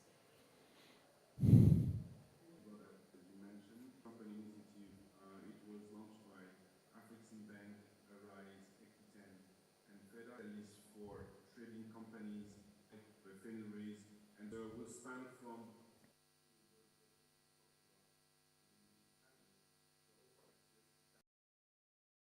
Conservation Africa that has helped some industrial the leg from African access into materials, different type of infrastructure into the transformation of put these products together in terms of commodities. These farmers aggregate the commodities good that they have, giving them access to working capital if they need, and then aggregate and have enough volumes within the continent to be able to move goods, provided to ensure that local currency investors to be able to drive all these excess capital of goods. So I think overall having this in Africa. Mm-hmm. Thank you. And this makes me move to infrastructure and industrial projects within Africa. Let me say the African Eximbank now, trade. You're coming for infrastructure. This is companies in Africa for the project in the countries. But do you feel that the appetite is growing? The bank's coming for the life change now. Before international tender, we speak long time fund. This is Africa to build Africa. How we can build? Strategy from the bank also we have for. Back to, but I'll have to go back to you, Mr. Anis Jaziri, on this Africa.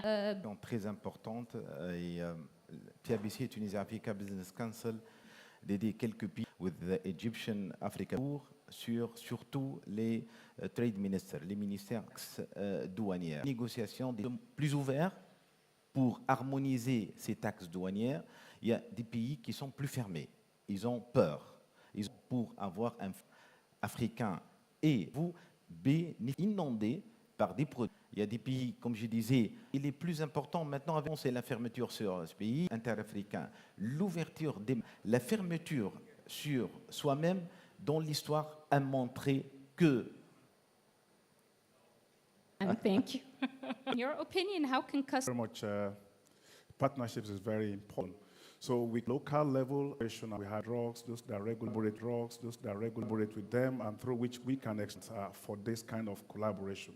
It is not a customs organization that's nurture and in promoting. I comment what we heard about the PAPs, but I'm a little bit worried about the penetration, how much of African traders, how much of small S involved, but I'm not participation and inclusivity. We are also seeing after saying my opening statement into this, when we met the fourth quarter of trade facilitation in Africa, facilitation is now within the domain of AfTA.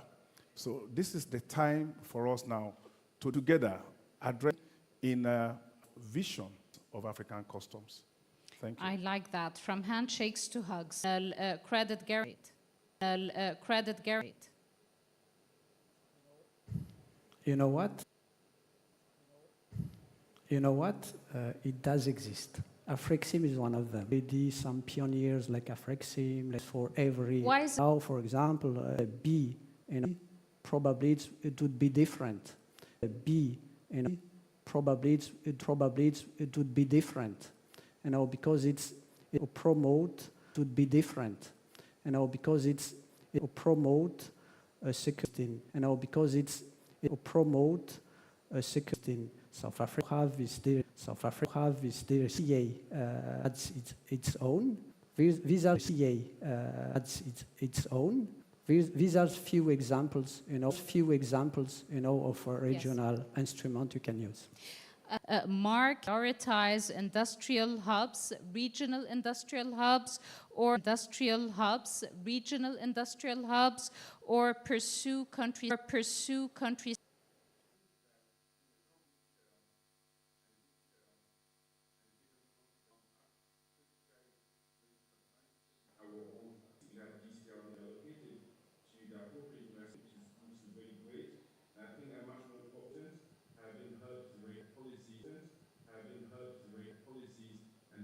Thank you for that.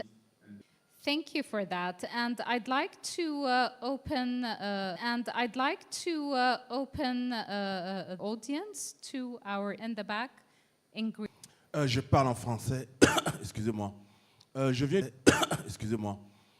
viens du Tchad et du groupe du Tchad et du groupe des ambassadeurs, des ambassadeurs africains. Et alors, ce matin.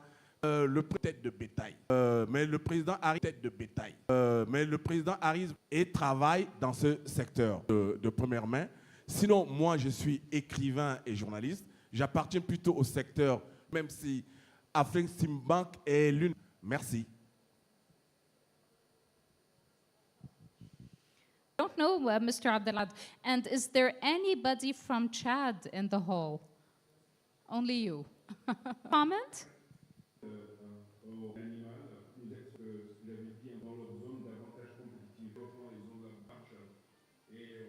I think we have room for another question or intervention from the floor. Good afternoon.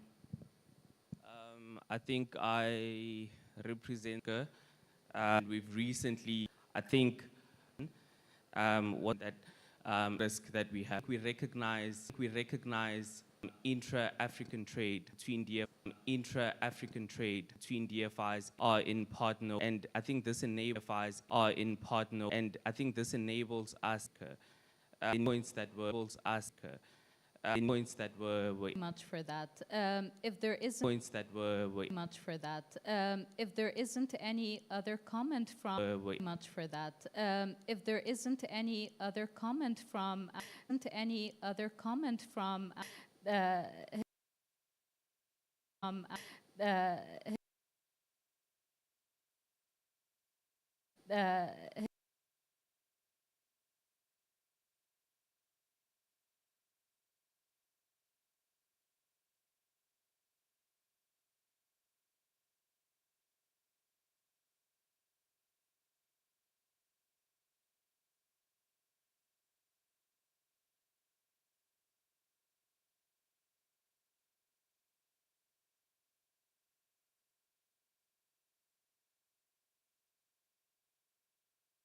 break.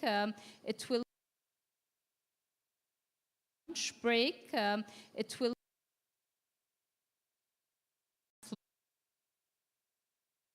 floor with the launch and floor with the launch and gets there's a press conference that floor with the launch and gets there's a press conference that shot there's a press conference that shot operation by Dr. Raniel shot operation by Dr. Raniel Mashat operation by Dr. Raniel Mashat.